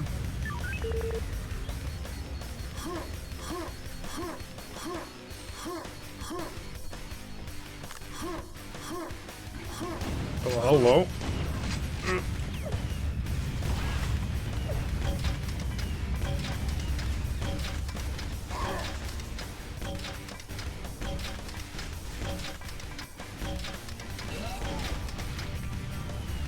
Definitely Quake 1 and 2 make me hate going back to Doom. As much as I love Doom, every time I go back to Doom, it's like, wow, the weapon switching is so painfully slow. And even the speed, like Quake has that instant speed, whereas in Doom, the build up. Yeah, and I love Doom, I just, every time it's so hard for me to go back because of the speeds in Quake that I love.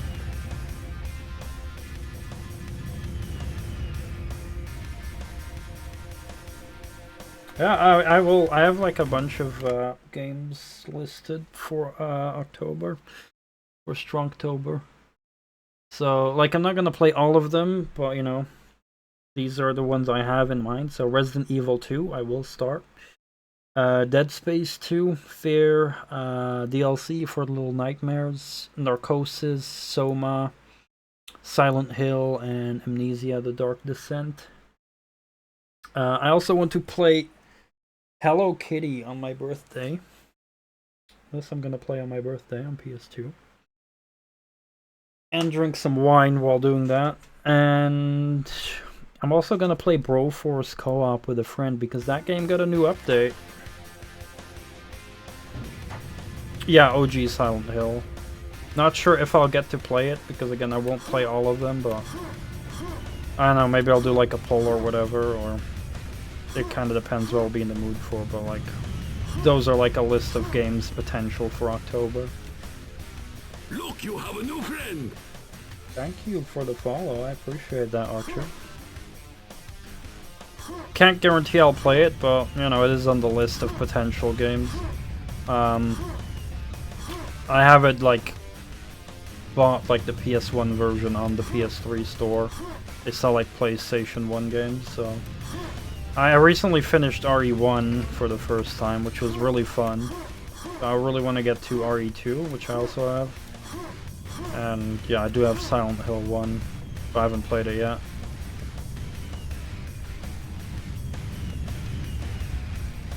Duke? As in Duke Nukem?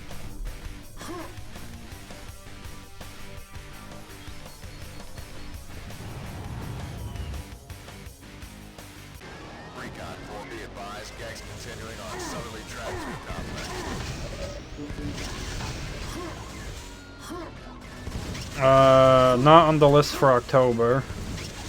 I have played almost all Duke Nukem games though, on stream already, and usually I don't replay many games, unless I really want to. I do have some physical PS1 games here, like Duke Nukem Land of the Babes. I have physical on PS1 here, which I still need to stream, and I also need to play that N64 Duke Nukem game. Was it called 0 Hour? I think. Time to Kill I have already played. That's pretty much, yeah, the last Duke Nukem games I need to play. 0 Hour and Land of the Babes, and then I've pretty much streamed all of them. I am a big Duke Nukem fan.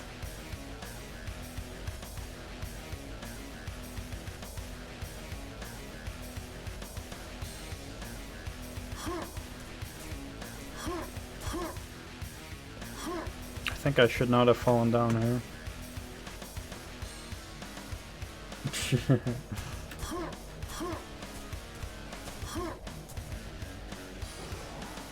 Duke is strong. True. Yeah, because like, I'm not only wanting to play horror games, but also games that I guess would define as strong. I don't know yet, but I was also thinking maybe games from my childhood that I played. So games that I played when I was a kid but never finished. So there's like a whole bunch of like DOS games and others that I played as a kid, like shareware and stuff. Thinking about Abuse, In Search of Dr. Riptide.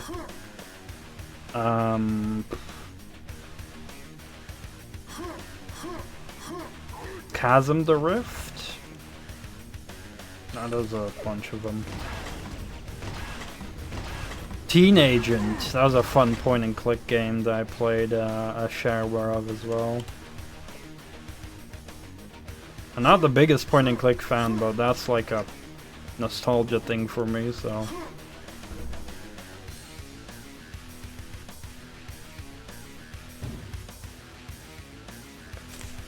Snow level. Wait, Land of the Babes is a snow level? Crap, I'm out of water, shit.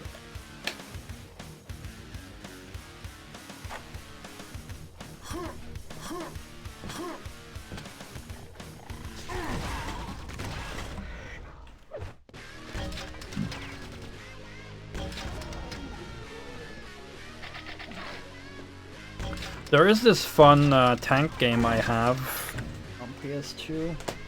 It's somewhere on the stack of games. Seek and Destroy on PlayStation 2. Maybe I'll play this. It just looks cute with like toy tanks that you collect and fight with.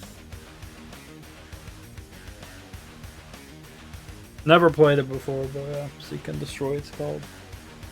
But first Hello Kitty on my birthday, I think. I also got Avatar, The Legend of Aang. Robot Wars, Arenas of Destruction. I got SOCOM, Mercenaries, Dragon Ball Z Budokai, Star Wars Episode 3, Revenge of the Sith. That one I did play back in the day. That was a very good game.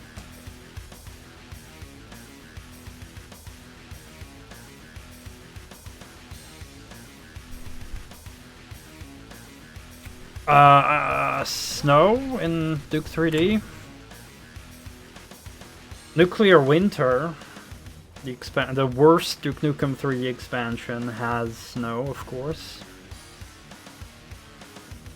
But in the main game, I don't think there's snow, unless you're confusing levels on the moon for snow.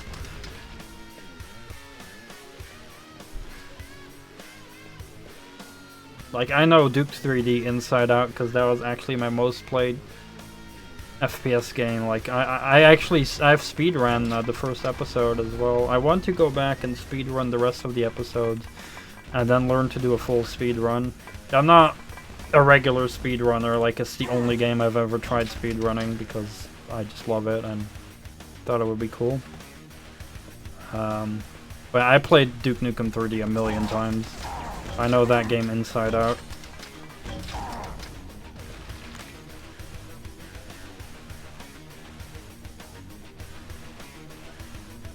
It is really good. And it's weird because so many people shit on Duke 3D nowadays, but it is still so fucking amazing. I don't know why people shit on it so much. People complain about the hit scan, and yeah, it's got some painful hit scanners, but it's in Duke 3D, hit scanners are more easy to dodge. If you like strafe a lot, they don't like lock onto you. Compared to like a chain gunner in Doom 2, where it locks on more onto you, so it feels like more balanced hit scan in my opinion.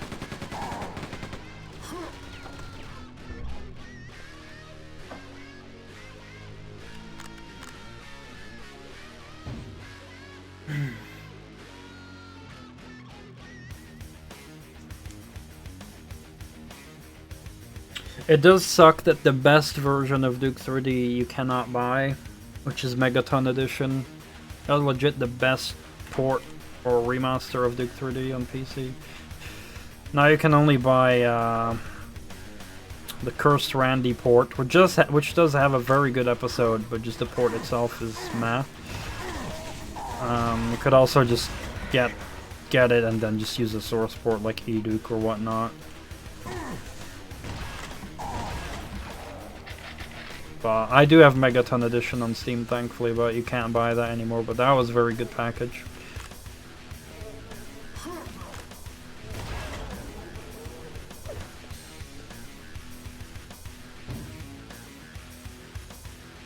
Camel the Contrarian. Don't like Duke Nukem 3D.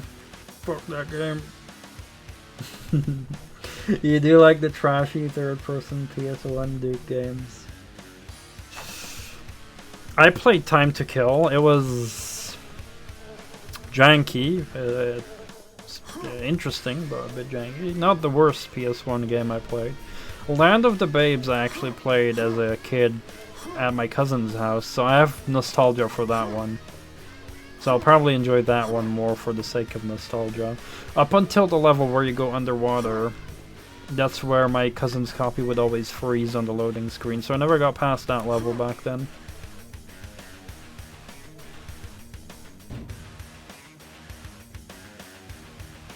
You have Megaton Edition. That's good. That is the best version. You get all the DLCs except the new one. So you get Duke 3D plus Atomic Episode 4.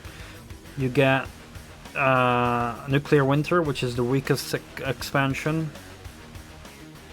You get Life's a Beach, like Duke Caribbean, which is like the summer expansion, which is really good.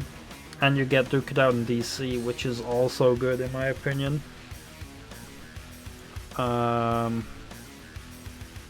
Yeah, there's just the new, like, 20th anniversary edition that Gearbox released. The port itself is shit, but it's got a very good new episode with the first level in Amsterdam where you, like, smoke weed and get high and hallucinate and shit. It's very good music as well. Like, this is a very good episode. Disappointing boss fight at the end though, but generally a very good episode.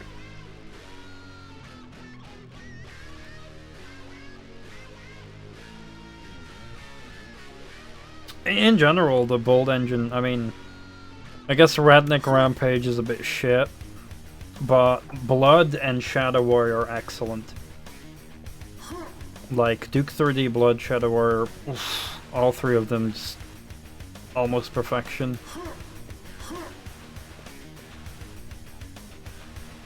And you can all get them, like Shadow Warrior, you can get like the remaster. Blood as well got remastered not too long ago. It's excellent games.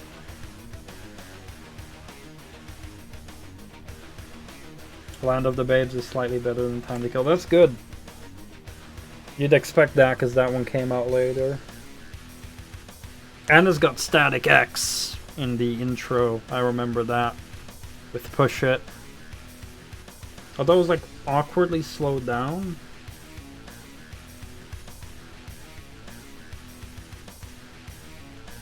Yeah, the alt fires are great as well. Sadly, Duke 3D didn't have that. Except for, I guess, the Shrink Ray in Atomic Edition. I mean, it's not really an alt fire because you have to switch to the same weapon. It's like basically another weapon, but like kind of like the expander functions as an alt fire almost.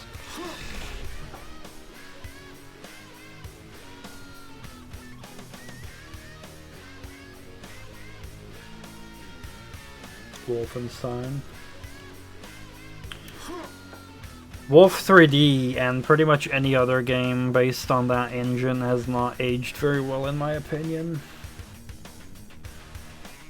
I mean, Wolf 3D I have nostalgia for, so that helps.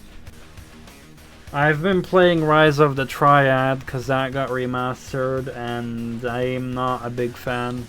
It's not the worst thing, but some of the levels have aged very poorly in Rise of the Triad. I finished Dark War yesterday, and it was a pain in the ass in some levels. The end boss fights were a bit dumb, like very gimmicky, and I had to look up walkthroughs. But, yeah. I'm hoping the new episode in Rise of the Triad will be good, but I still need to finish Extreme Rise of the Triad, which is gonna be like another 40 fucking levels. I'm just not a big fan of the maze-like level design, and like, oh, press a switch, where the fuck did the thing open? I don't fucking know. Like, fuck that shit.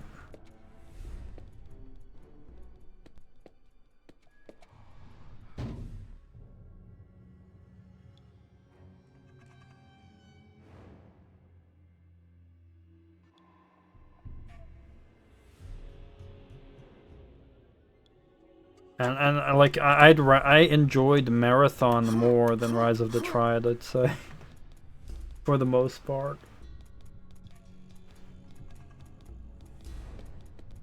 Like, I actually kind of like marathon, and that's like a subject I talked about earlier. It's like when the theme hits harder, it's like more enjoyable, even if I get lost. Like marathon has got that space theme. I liked it. System Shock, I was stuck in System Shock a lot, but I don't mind it because I enjoyed being stuck on the space station because the atmosphere was cool. I don't know. I hate being stuck in games, but I didn't mind it in System Shock. Very weird how that works.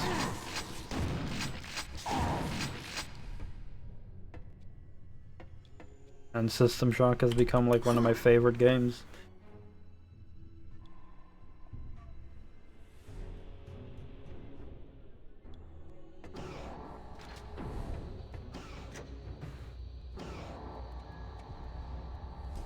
And I also gotta play the second System Shock, and then one day the remake, I guess, which I heard is very faithful to the original.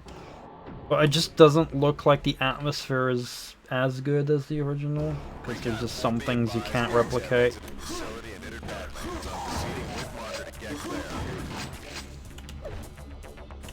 Oh, one of the best songs in the game, hell yeah. Cool.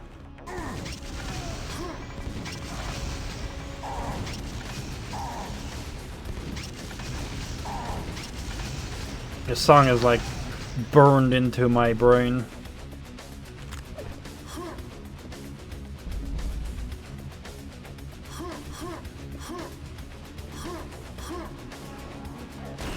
Ah, what a terrible shot.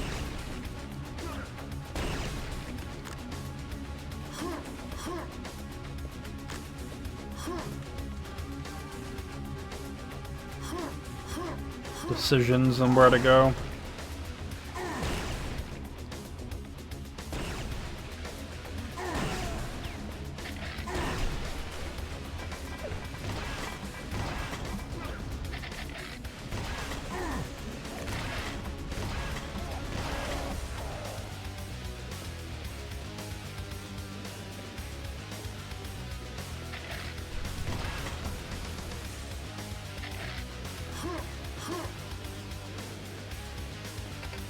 Access denied. Okay, what's the correct way? That's the correct way. Okay, so I want to go this way first.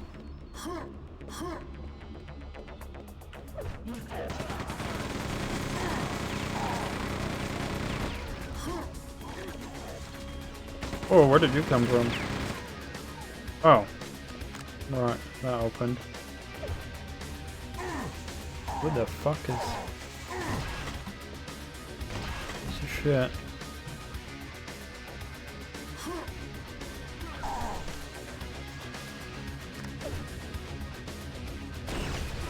Oh god. No, not that. Fuck, what did I wanna... That thing.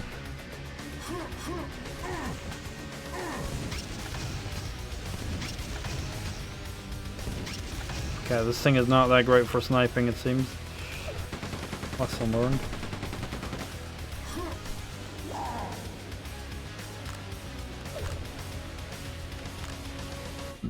I cry every time I run out of railgun ammo. Part of my soul dies inside when that happens.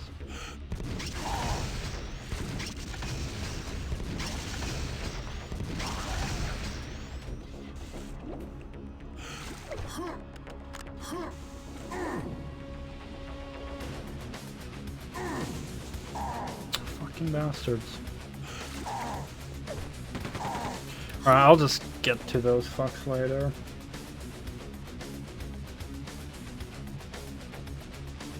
Hyper Blaster.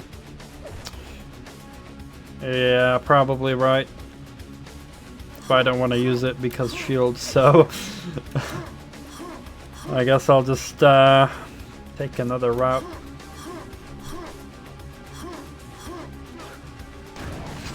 What a horrible shot. What up there? Oh god.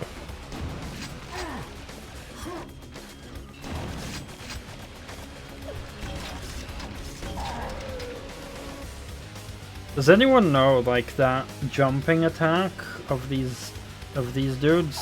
That one. Was that always in the game and just limited to Nightmare, or did they add that attack with the remaster? That attack. Because this is my first time playing on Nightmare. And back when I played this game on easier difficulties, which was not the remaster, they never did that. I'm wondering if it's a remaster thing or a Nightmare thing.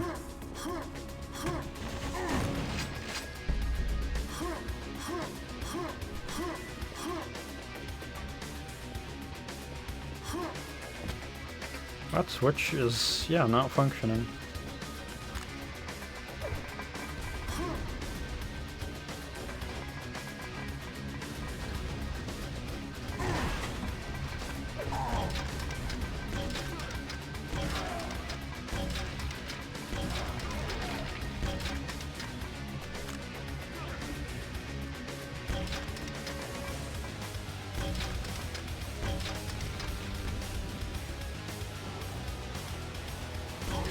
Go, big bad boy.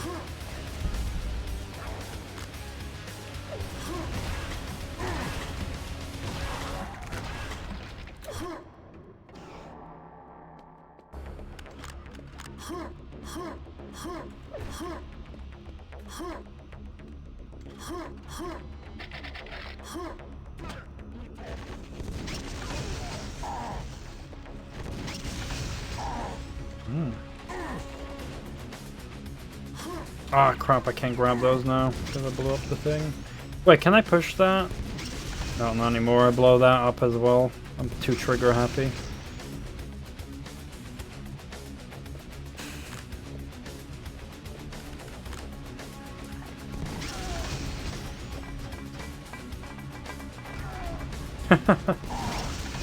Blowing himself up with his own grenades.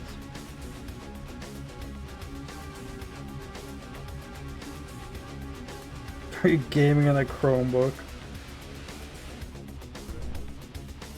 Ads are cringe. Probably because...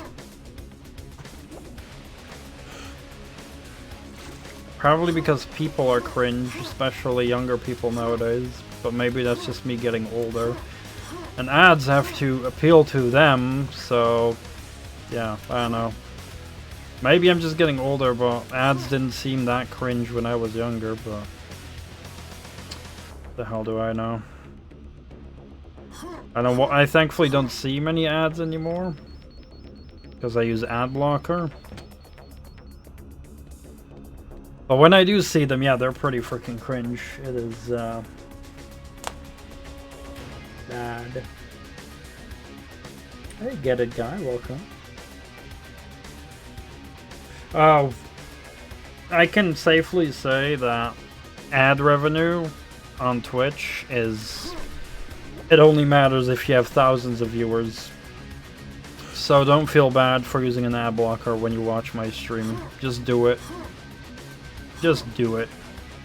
I really don't care. I care more about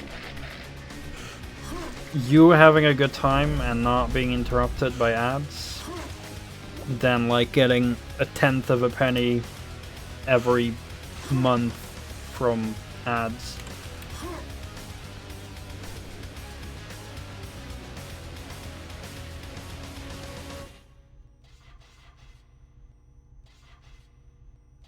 Commercials have gotten much worse. They have, right? It's not just me getting older. I mean, I have not watched TV in so many years, like literally over a decade. I think,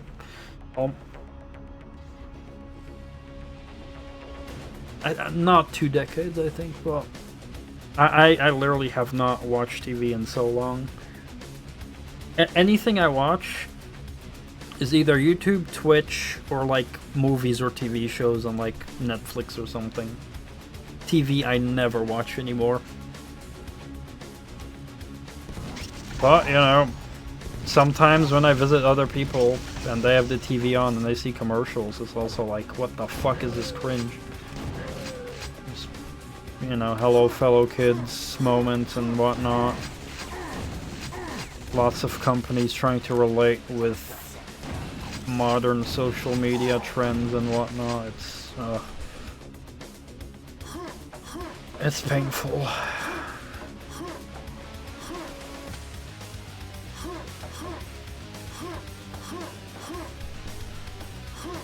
How do I get that chain gun?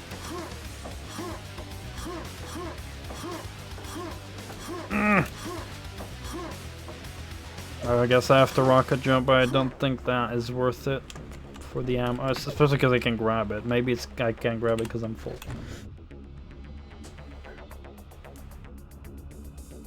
2 times was at the doctor's office, both times turn it off when you were in the room alone. I can see that. Love the way they handle the Quake 2 Remastered. I agree, get it, guy. Id Software is actually doing a good job, like, same with Quake 1 and Doom. Although Doom didn't really need it because you have a million source ports that are amazing, but Quake 1 and 2? Oh, you own the game on Steam? Have it for free. Have extra episodes we made. Yeah, why not? I appreciate it. Like, I would have paid for these remastered, but they just gave it for free. If you already had the game. Which I think is just amazing.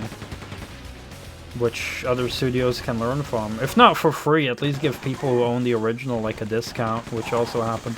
Red Faction Guerrilla, same thing. I owned the original one. When it got remastered, I got the remaster for free. And in some other cases, you get a decent discount for owning the original. Meanwhile, you got shitty-ass companies like Rockstar who will put no effort into making a remaster. Or it's not even a remaster, like the Red Dead Redemption is just a fucking lazy port. And it's like, hey, give us $70 fucking or whatnot, or 50 it was, yeah, 50, not 70, but still fucking overpriced. Seriously, fuck Rockstar, fuck 2K Games, and their president, who is like fucking greedy. GTA 5, specifically GTA Online, is the most successful entertainment product in human history. And still, the fucking CEO of 2K, I believe, says, oh, we're undercharging GTA Online. Fuck off. The fucking bullshit greed in GTA Online is unreal. And don't even get me started on Unity bullshit. I'm sure everyone knows about, like, Unity engine. Unity pretty much being dead now because of the fucking greed of the same idiot who is like, oh yeah, we want to charge, it would be awesome if I could charge people money for reloading a clip. Oh yeah, when it's in the middle of gameplay, you know, they're not gonna be price sensitive. How evil do you have to be to come up with something like that? Holy fuck, fuck that person. Evil, greedy bullshit.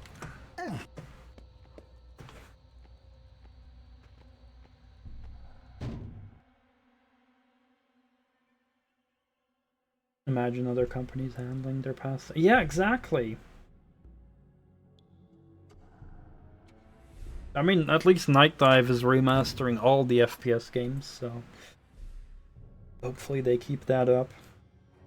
But yeah, there's so many shitty companies that don't care about their older games. Looking at you, Nintendo. Nintendo is like one of the worst fucking offenders when it comes to preservation of old games, so yeah. Oh, we're not gonna sell the old game, but we're also gonna cry if you emulate it. Fuck that.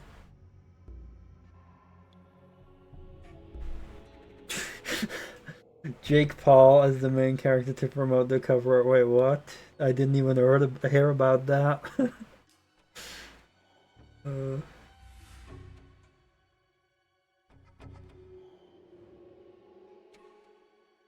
Yeah. And the prize race is fair considering, you know, the effort they put in and the extra content. But just giving it to everyone who owned the original is, like, awesome.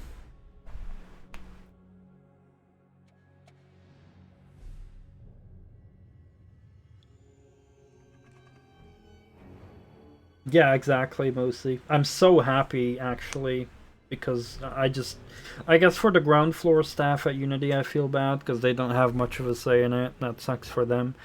But that CEO is such a fucking bastard. I hope he will be in financial ruin. He won't be because he's a fucking millionaire or a billionaire even.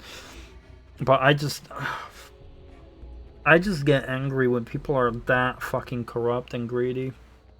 I really do. Like, that's an evil person. That's an evil man.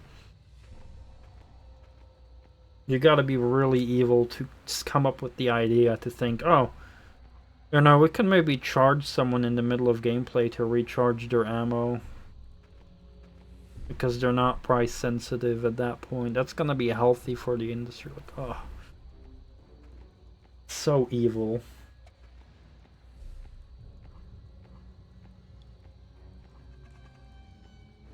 Oh no, I'm not complimenting Bethesda, I'm complimenting id Software. I mean, there's a difference between Bethesda developer and the Bethesda publisher. As a publisher, it's fine. They're not really bothering the developers. But yeah, as a developer, it's... You know, they're not the best. And, you know, known liar Todd Howard as the, you know, CEO is not great either. Yeah, and no big company is a good guy, realistically. True. No, that's it. That's it. Quake 2 Remastered is id Software and Night Dive, I believe. Maybe I'm wrong on that. I don't think Night Dive, but no, id Software, but only published by Bethesda, right? But publishing is entirely different than developing. It sucks when publishers meddle too much in the affairs of what developers do. That's what I hate, when publishers do that. So Bethesda as a publisher, they kind of stay, you know, they don't fuck around much, so that's fine. It's like when Bethesda actually develops their own games is when they are a bit more greasy.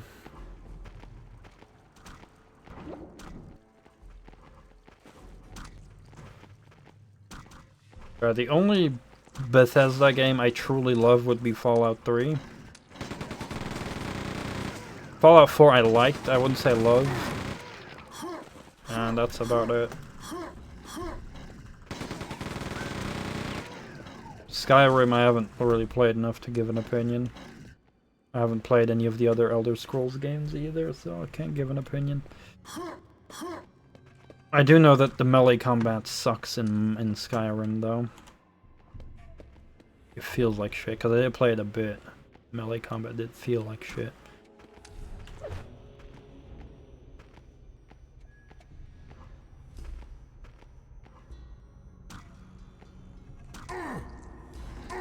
Oh.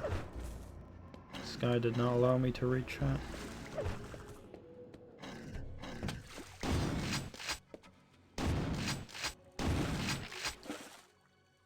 Ludicrous gyps.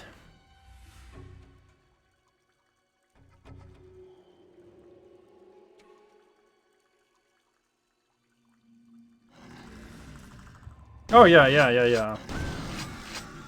Bethesda did not make the original Fallout games, yeah, that's true. They only made Fallout 3, and Fallout 4, and Fallout 76. They didn't make any other Fallout games. New Vegas was actually made by the same people who did make the original Fallout games. Well, that's the thing with IPs, you know, they exchange hands and, you know.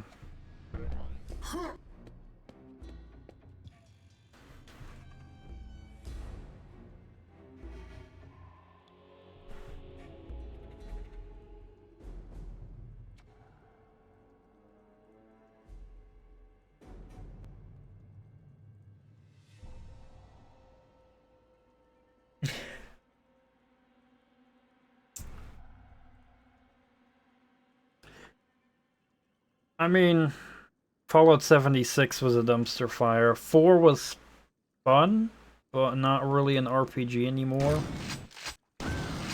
Fallout 3 I still love, though. Even though the writing isn't perfect, but I still love Fallout 3 because like that world is special to me. I really love Fallout 3. That's like one of my favorite RPGs ever. And I will stand by that forever and defend that game forever. Even though I know it's not perfect, but it does a lot of things very well.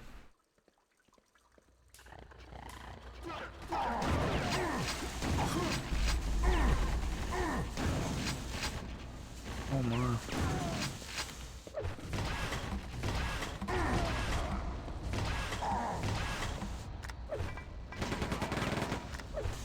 I'm running out of all my ammo.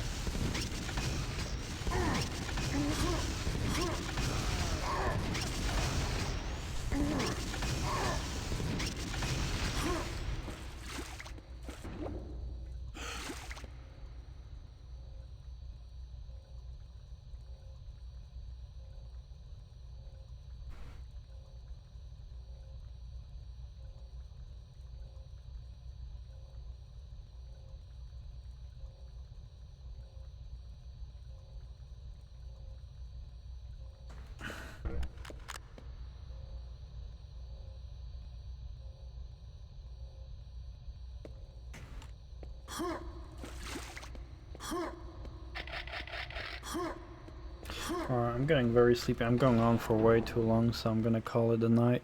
Usually I go to 4 a.m. and right now it's 5:18 a.m. But, you know, I stayed longer because, you know, a lot of people in chat, a lot of people talking. I really appreciate it. It's very fun to have such a busy chat.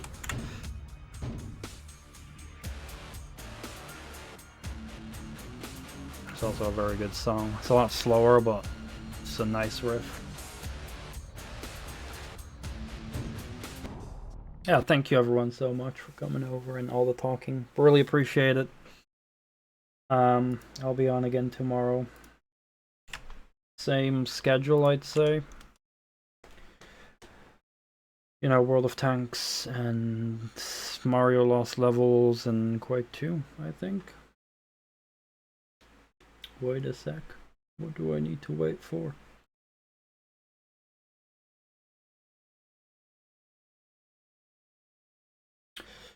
I'm not sure. I've heard it's a pain in the ass to make working on a modern system, though. I'm not sure. Let's give a raid to Color Shed. He's a very good reviewer from Australia. He has a YouTube channel with lots of cool reviews, mainly racing games, and but also like some other games, like some open world games, some other things.